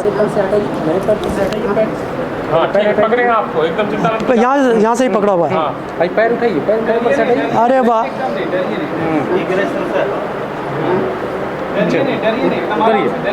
चलिए नीचे नीचे उतरिए। आराम से नीचे उतरिए, अपने से पैर रखिए अपने से। नहीं नहीं नहीं, चलिए चलिए चलिए। अब आप चलिए, हम पकड़े हुए हैं, आपको चलना है सर। हम पकड़े हुए हैं, हम पकड़े हुए हैं, नहीं गिरिएगा। ये पकड़ रखा इधर। चलिए इधर से पकड़ा जाए।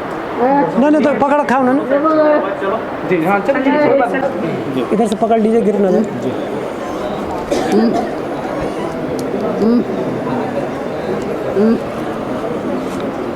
ये हाथ को खोलिए ना आप, देखिए हाथ के अंदर।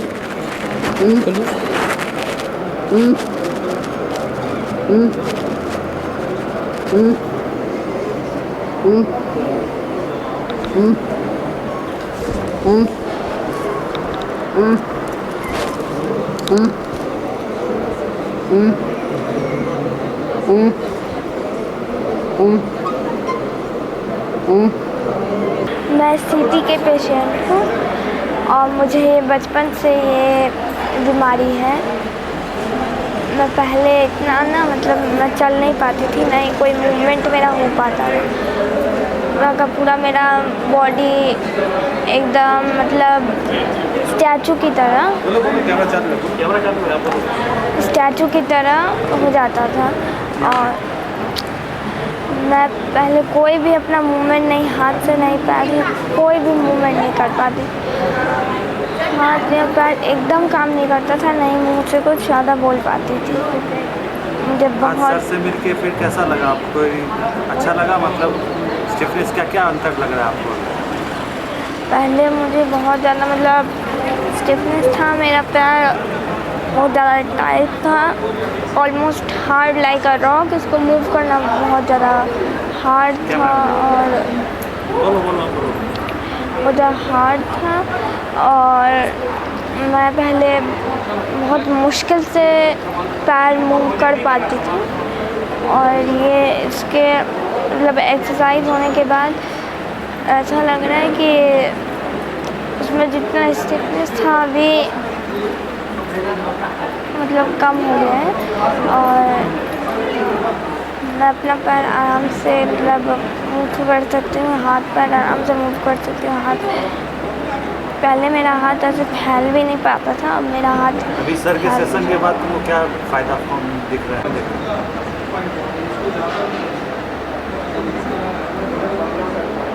दोनों 1 बाय 1 उठा भी सकती हो आप, कोशिश करके देखो, वो उसको वापस उसी जगह पे। और आपकी हील भी टच होनी चाहिए, हील भी टच होनी चाहिए। कोशिश करो। Yes, very good. इसी दूसरा उठाओ, जहाँ तक उठा सकते हैं बहुत जल्दी से। तो ये हिस्सा जो होता है ये हमारा एक तरह से अपेंडिक्स का हिस्सा होता है। इलियोसिकल जंक्शन इसको कहते हैं। ये यहाँ से आप लार्ज कोलन है, ये ट्रांसवर्स कोलन है, या डिसेंडिंग कोलन है ये, फिर यहाँ यूरिनरी ब्लैडर है इधर नीचे, इसके रेक्टम है पीछे, और यहीं पे यूट्रस होता है। ये स्मॉल इंटेस्टाइन के कॉइल्स हैं सारे के सारे, है ना, ये सारी की सारी चीज़। ये तो स्टमक है। और अभी आप देखें ये लीवर, इसी में यहाँ पे गॉल ब्लैडर है। गॉल ब्लैडर में जो right hepatic duct, left hepatic duct मिलकर कॉमन हिपैटिक डक्ट बनती है। और जब ये सीबीडी कॉमन बाइल डक्ट बनाती है, उसमें कॉमन बाइल डक्ट होती है। और common bile duct second part of the duodenum में, जहाँ डक्ट ऑफ विल्सन खुलती है, पैंक्रेटिक डक्ट खुलती है, एक पंक्टा बनता है, और वहाँ पर एक ये second part of the duodenum में खुलती है। और यहीं से क्या होता है कि ये जो बाइल है वो इसमें चला जाता है। और ये हमारी जो असेंडिंग कोलन है, ये ट्रांसवर्स कोलन है, डिसेंडिंग कोलन है, स्मॉल इंटेस्टाइन के कॉइल हैं, और ये हमारा इलियोसिकल जंक्शन है। And it is the most important infective region of this intestine. आंतों में सबसे ज़्यादा इन्फेक्शन कहीं होगा तो ये कहाँ पे होगा? ये इलियोसिकल जंक्शन पे, इलियोसिकल जंक्शन पे, ठीक है। जिसको मैंने आपको बताया कि यदि आप हाथ यहाँ पे रखेंगे, 4 अंगुल की दूरी पे रखेंगे, तो आपकी बीच की उंगली कहाँ पे आएगी? ये आपके इसी स्थान पे आएगी। आपके में नहीं आएगी क्योंकि पेट बड़ा है, इसलिए नहीं आएगी। सामान्य यदि जिसका पेट नहीं हो तो उसको वहीं पे स्थिति होती है। तो ये इलियोसिकल जंक्शन की बात हम लोग करते हैं। तो अब ये क्या एक मोटा मोटा देखिए, क्योंकि हम लोगों को सामान्य रूप से एकदम से इसको सिखाना है, तो ये हमने आपको बताया कि हम पेट को क्या करते हैं, 2-3 हिस्से में डिवाइड करते हैं। यहाँ से डायफ्राम है, तो डायफ्राम क्या कर रहा है? ये हमारे थोरैक्स को और एब्डोमेन को डिवाइड कर रहा है। लेकिन जब हम फिजियोलॉजिकल डिवीज़न करते हैं तो इसमें क्या करते हैं, ये प्राणवायु के लिए यहाँ से यहाँ लेकर समान वायु के लिए और यहाँ से यहाँ तक की जो है अपान वायु के लिए। तो ये फिजियोलॉजिकल डिवीज़न है। तो इसमें यदि यहाँ पे कौन कौन से ऑर्गन हैं, यहाँ पे हमारे लंग्स होते हैं, इसमें हार्ट होता है और बहुत सारे ऐसे ऑर्गन्स होते हैं जैसे इसोफेगस है, ब्रोंकस है, ट्रैकिया है, ब्रोंकस है और जो थोरेसिक डक्ट है या वो सारी की सारी इस रीजन में होती है। तो इनसे संबंधित कोई भी बीमारी आपके पास बीमार कोई आता है तो आपको क्या करना है, यहाँ से 4 अंगुल की दूरी पर, मरीज के 4 अंगुल की दूरी के नीचे, इसको हम कहते हैं आणी और इसके ऊपर जो है उर्वी, इन मर्मों को क्या करना, 0.8 सेकंड का एक स्टिमुलस 15 से 18 बार दिन भर में 3 बार, ठीक है, ये इसको करना है। फिर इसके बाद जो इतने हिस्से की चीज़ें हैं उसमें क्या है, कूरपर मर्म। अब ये कूरपर मर्म को जो है ये आप इसको एक बार मैं आपको बता दूंगा कि कितना दर्द होता है, ये पेन होता है, ये इसको ये चीज़ है ये, तो ये जो ये किसके लिए हो रही है, इतने रीजन में कोई भी ऑर्गन्स है। अब इसके बाद जो जैसे हमने आपको बताया कि 4 अंगुल की दूरी पर यहाँ पर एक मर्म बिंदु होता है जिसको इंद्रवस्ती कहते हैं। ये प्राणवायु के लिए 2 मर्म, ये समान वायु के लिए ये मर्म और ये उदान अपान वायु के लिए ये मर्म होता है, ठीक है। इसी ढंग से हम लोग कहते हैं जो सारे शरीर को, व्यान वायु क्या होती है, सारे शरीर में होती है, ब्लड प्रेशर है, बहुत सारी बीमारियाँ व्यान वायु के माध्यम से होती हैं, तो इसको क्या कहते हैं, तल हृदय मर्म, ये व्यान वायु के लिए। और इसके पास जो मर्म होता है जिसको हम लोग क्षिप्र कहते हैं, इसको हम कहते हैं ये उदान वायु के लिए कार्य करती है। तो जो भी बीमारियां, पहले आप जाइए सुश्रुत संहिता पढ़िए, उसमें देखिए कि व्यानावृत वायु के क्या लक्षण है, अपान के क्या दुष्टि के लक्षण है, वायु के क्या दुष्टि के लक्षण है, उन दुष्टि के जितने भी लक्षण होते हैं उनमें इन मर्मों की यदि आप चर्चा करते हैं, इनका उपचार करते हैं तो उसमें फ़ायदा होता है, ठीक है। तो ये बड़ा सरल है, तो हमने बड़ा सरल रूप से आपको बताने की कोशिश की है कि आणी, उर्वी, कूरपर और इंद्रवस्ती, ये इन मर्मों के माध्यम से आप सारी बीमारियों को ठीक कर सकते हैं। ये तल हृदय मर्म, तल हृदय मर्म को कैसे करते हैं, मुट्ठी बंद कीजिए, मुट्ठी ऐसे ये फैलेंक्स को कीजिए और जहाँ पे बीच की उंगली ये हमारे तल का स्पर्श करती है उसको हम कहते हैं तल हृदय मर्म। अब इसको कैसे नापते हैं, यदि ये मुट्ठी बंद करें, कोई आदमी कहे नहीं तो मैं तो ऐसे बंद करूँगा या ऐसे बंद करूँगा, तो वेरिएशन हो सकता है। तो दूसरी टेक्निक क्या है कि हम लोग क्या करते हैं, थंब, इंडेक्स, मिडिल फिंगर से एक स्ट्रेट लाइन ड्रॉ करते हैं और स्ट्रेट लाइन ड्रॉ करने के बाद इससे यहाँ से यहाँ तक की दूरी कितनी होती है, 6 अंगुल होती है, हर आदमी की उंगली 6 अंगुल। तो 3 अंगुली पे यदि आप इसको करेंगे और आप इनसे आप कहें कि मुट्ठी बंद कीजिए, मुट्ठी बंद कीजिए आप, और बीच की उंगली लगे रहने दीजिए, इनकी पूरी होती नहीं, बंद नहीं होती ठीक से आपकी कौन सा क्या दर्द करता है, कब से दर्द करता है, कुछ दिन हो गया। अच्छा, क्या हुआ था, चोट लगी थी, चोट लगी थी। अच्छा, हम लोगों ने अनुक्षिप्र मर्म की भी कल्पना की है, क्षिप्र के अनुरूप ये जो क्षिप्र है, तो जो अंगुलियों के बीच में हम लोगों ने इसको अनुक्षिप्र का नाम दिया है कि अनुक्षिप्र के माध्यम से भी हम क्षिप्र के कार्यों को बढ़ाते हैं, ठीक है।